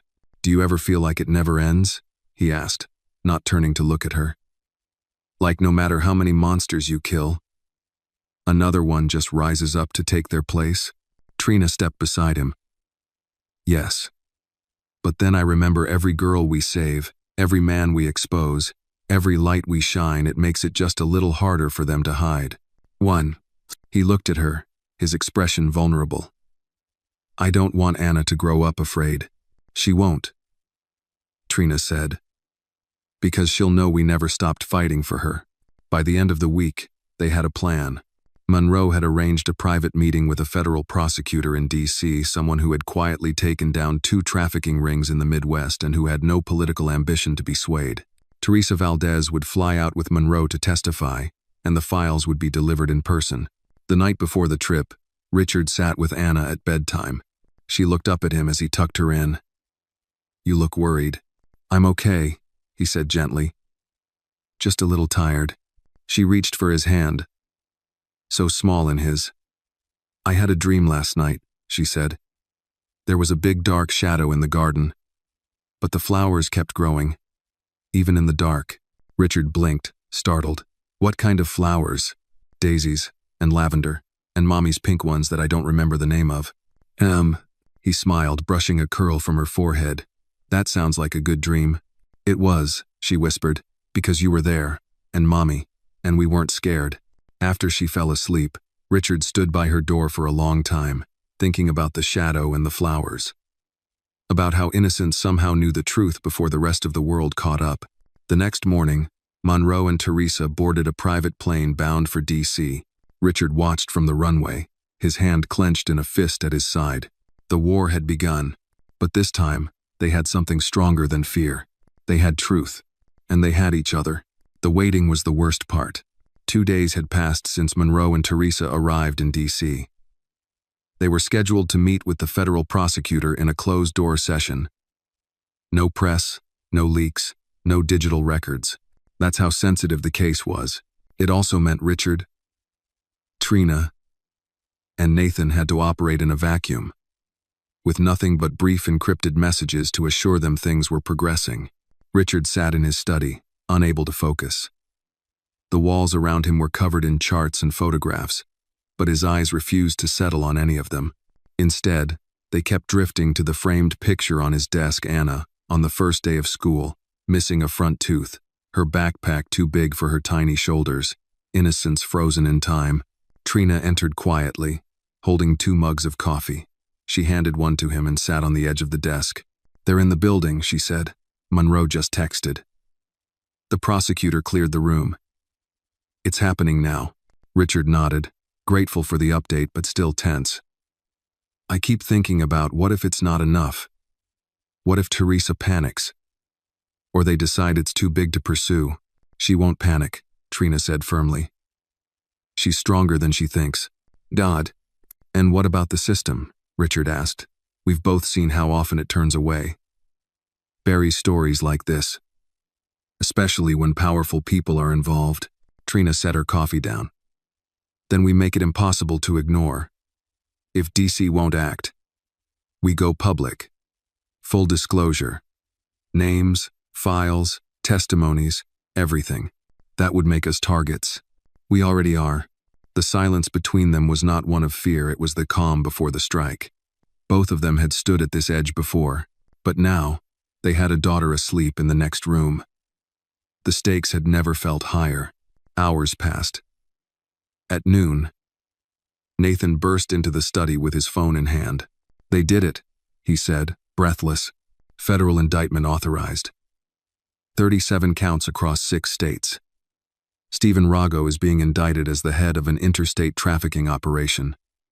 Teresa's testimony was key. Richard stood slowly, as if afraid the floor might fall out from under him. "They're arresting him? Tonight.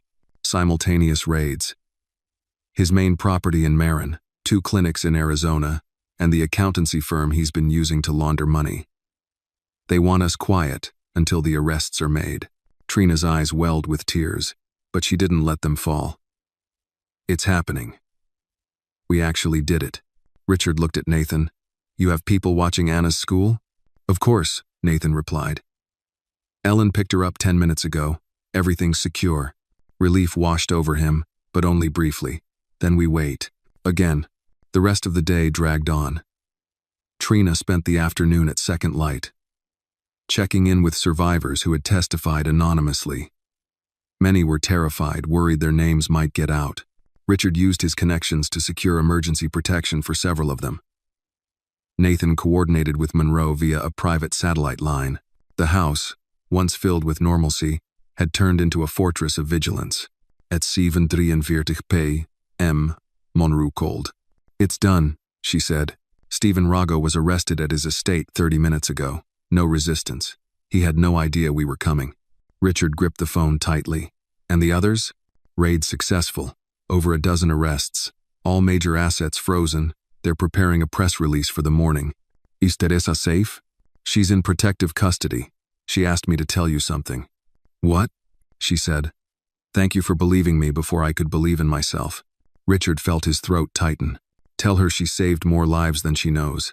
When he hung up, Trina was waiting just outside the office. He didn't have to say a word, she knew. She threw her arms around him, and for a long time, they just held each other. That night, they allowed themselves something they hadn't in weeks: joy. Anna twirled in the living room in her pajamas, spinning so fast she almost fell. "Why are you smiling so big?" she asked Richard, climbing into his lap. "Because today, some very bad people were stopped. Because people like Mommy helped make sure others won't be hurt." Anna blinked. "Like superheroes?" "Yes," Richard smiled. "Exactly like that.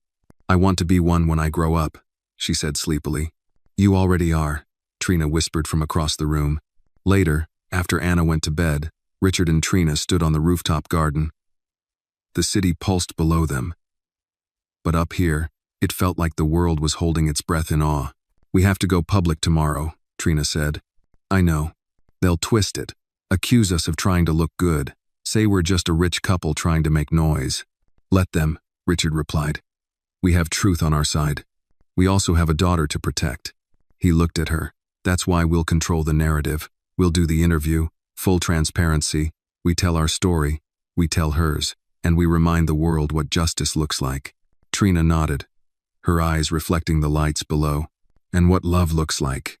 As midnight approached, the three of them, Richard, Trina, and Anna, asleep in her room, became part of a different story. Not just one about wealth or survival or even justice, but one about breaking cycles, about turning pain into purpose. The silence that followed was no longer the kind that haunted. It was the kind that healed. The next morning, Richard stood in front of the bathroom mirror, tying his tie with a precision that betrayed his nerves. He had worn this suit before, once at a Senate inquiry, once at his father's funeral. But today, it carried a different gravity. Today, he wasn't just a billionaire executive. He was a father, a man with blood on his hands, not from guilt, but from standing in the way of evil, and he was about to go on national television to talk about it. Downstairs, the living room had been transformed into a temporary studio.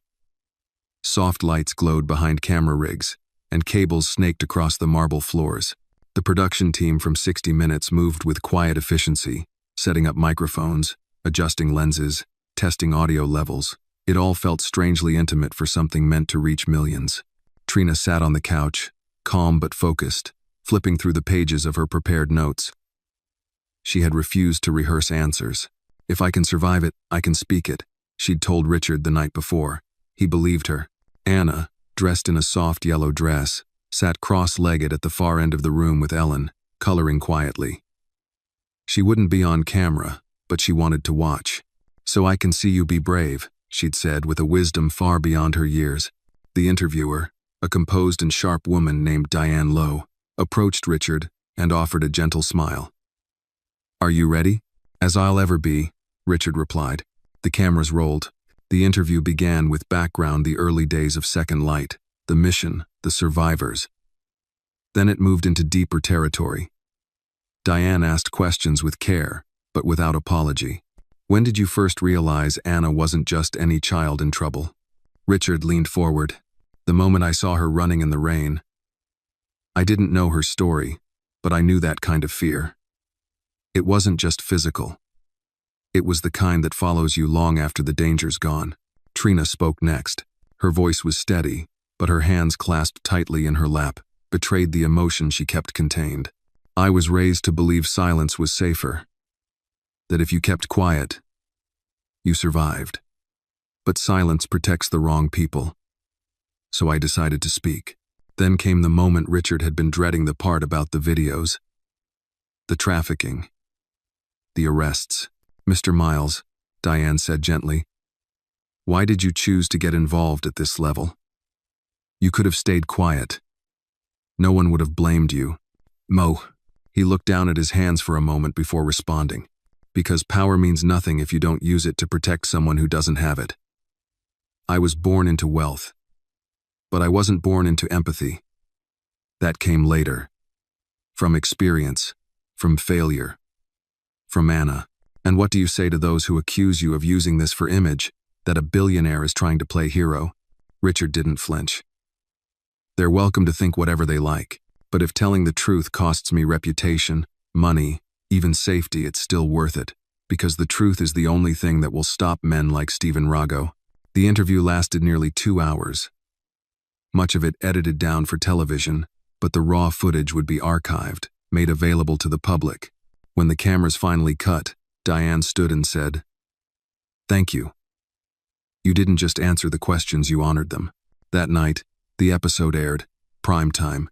Viewers across the country watched as Richard and Trina bared the truth. They saw photos of the clinics. They heard Teresa Valdez's voice, distorted but resolute. They watched survivors share fragments of their trauma, not for pity, but for visibility. Anna watched from the couch, curled between her parents, clutching Richard's hand. She didn't understand all the words, but she understood the weight. By the end of the segment, the studio's website crashed under the flood of emails and donation pledges. Survivors called in from all over the country.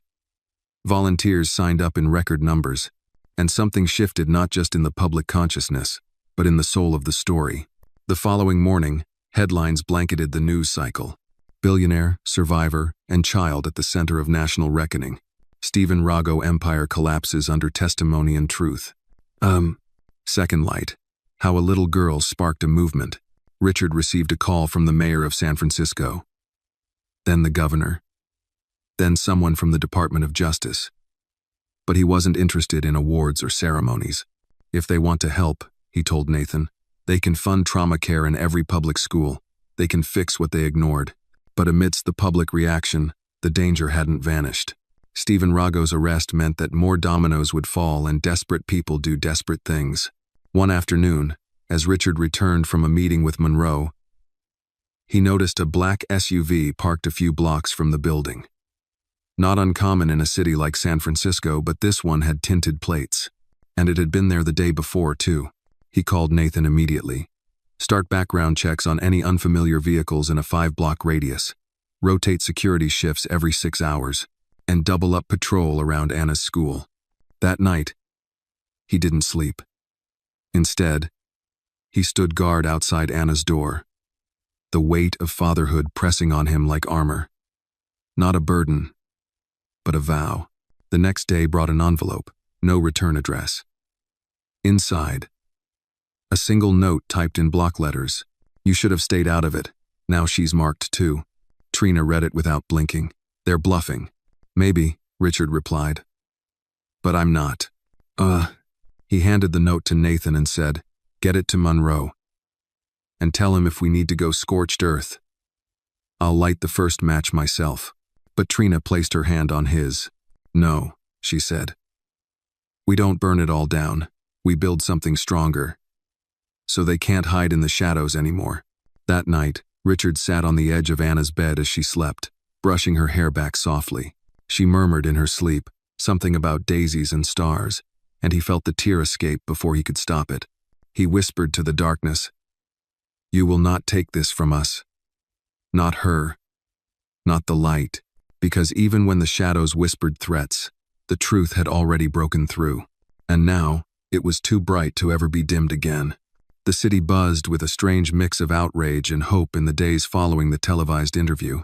Lines formed outside Second Light centers across the country, as more survivors, young and old, stepped out of silence. Donations poured in. Volunteers signed up by the hundreds. Lawmakers scrambled to be on the right side of history. But for Richard, Trina, and Anna, life didn't feel like a celebration. It felt like holding your breath after the explosion, waiting to see what was left standing. The threat letter had changed things. Every street corner was a question mark. Every shadow a possible danger. Nathan doubled the security detail. Ellen kept Anna home from school. Trina canceled all public appearances. They didn't hide, but they didn't take chances either. And through it all, Anna remained the quiet center of their world. She was painting more now, pages filled with suns and trees and small houses with hearts over the rooftops. But sometimes, she'd slip into silence, her eyes drifting to the window like she was listening for something distant.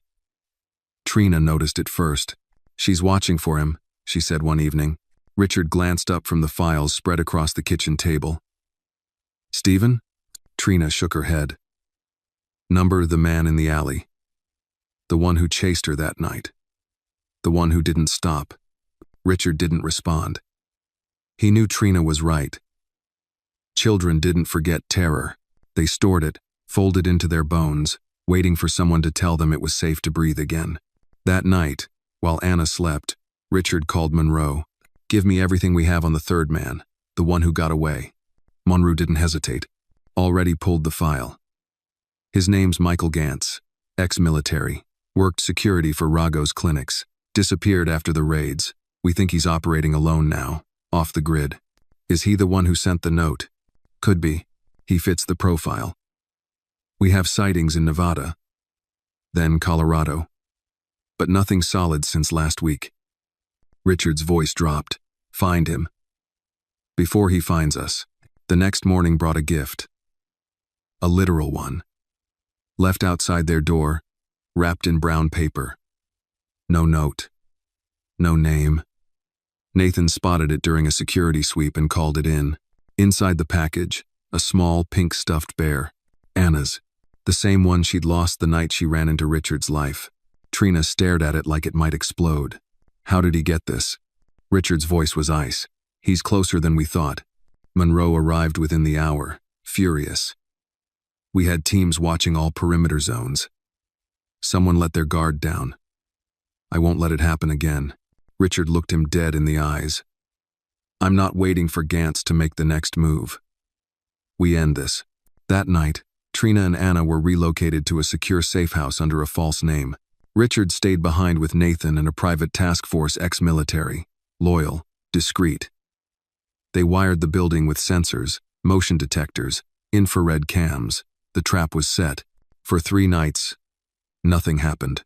Then, just past 2 a.m. on the 4th night, one of the rooftop alarms triggered. Nathan woke Richard instantly. Movement. North stairwell. 1 heat signature. Richard didn't hesitate. Seal the exits, quietly. The footage from the thermal camera showed a lone figure, tall, lean, moving like a predator, Michael Gantz. He bypassed security systems like he'd studied the layout. He moved with a familiarity that chilled Richard to the bone. But what Gantz didn't know was that they'd built a false floor plan. He was heading straight into a controlled space, a dead end. Nathan waited there, armed, silent. When Gantz opened the door, expecting an empty hallway, he froze. Richard stood behind him with a sidearm. "Don't move," Gantz laughed. "You think you've won, rich boy?" "No," Richard said, stepping closer. "I think I've survived." Gantz lunged. Nathan fired once clean shot to the leg. Gantz dropped with a roar. But he wasn't dead. Richard knelt beside him. "You followed a little girl into the night," he said. "You ran her mother off the road. You trafficked dozens of girls. And now, you're going to disappear into a cage. Forever." Gantz spat blood. "You can't save all of them." "No," Richard said coldly. "But I saved her. And that's enough." Authorities arrived within minutes. Monroe oversaw the extraction personally. Gantz was taken into federal custody without further incident. The final threat was neutralized. Later that morning, Richard drove to the safe house. Anna ran into his arms the second she saw him. "It's over," he whispered into her hair. "You're safe now, forever." Trina stood nearby, eyes full of unshed tears. She didn't ask what happened. She didn't need to. Back at the penthouse that evening, the family sat together on the rooftop garden. Anna handed Richard a drawing her, Trina, and Richard, standing under a sky full of stars. "Are we normal now?" she asked. Richard smiled. We're something better." That week, Second Light announced a national initiative, the Anna Miles Foundation. It would fund shelters, recovery programs, and legal support for child trafficking victims. Survivors would no longer be hidden. They would be seen, believed, and backed. During the opening ceremony, Richard took the podium, looking out at a crowd of faces that had known pain, injustice, and now finally hope. "Justice," he said, "isn't a courtroom or a headline. It's a child sleeping through the night without fear. It's a mother knowing her daughter will grow up in the light, not in the shadows. And it's a world where silence is no longer an option." The audience rose to their feet in applause. Anna stood beside him, her hand in Trina's, her eyes wide and bright. And in that moment, Richard knew. They hadn't just won a battle. They had lit a path for others to follow. The story, once born of fear, now pulsed with resilience. And the light that remained was strong enough for all who would come next. The story teaches us that courage isn't found in wealth or power, but in choosing to stand up for what's right even when it's dangerous. It reminds us that silence protects the wrong people, and speaking out can save lives. Through Richard's journey, we learn that justice begins with empathy, and even one brave act can spark a movement. Most of all, it shows that love, when guided by truth, has the power to heal, protect, and light the way forward for others still trapped in the dark.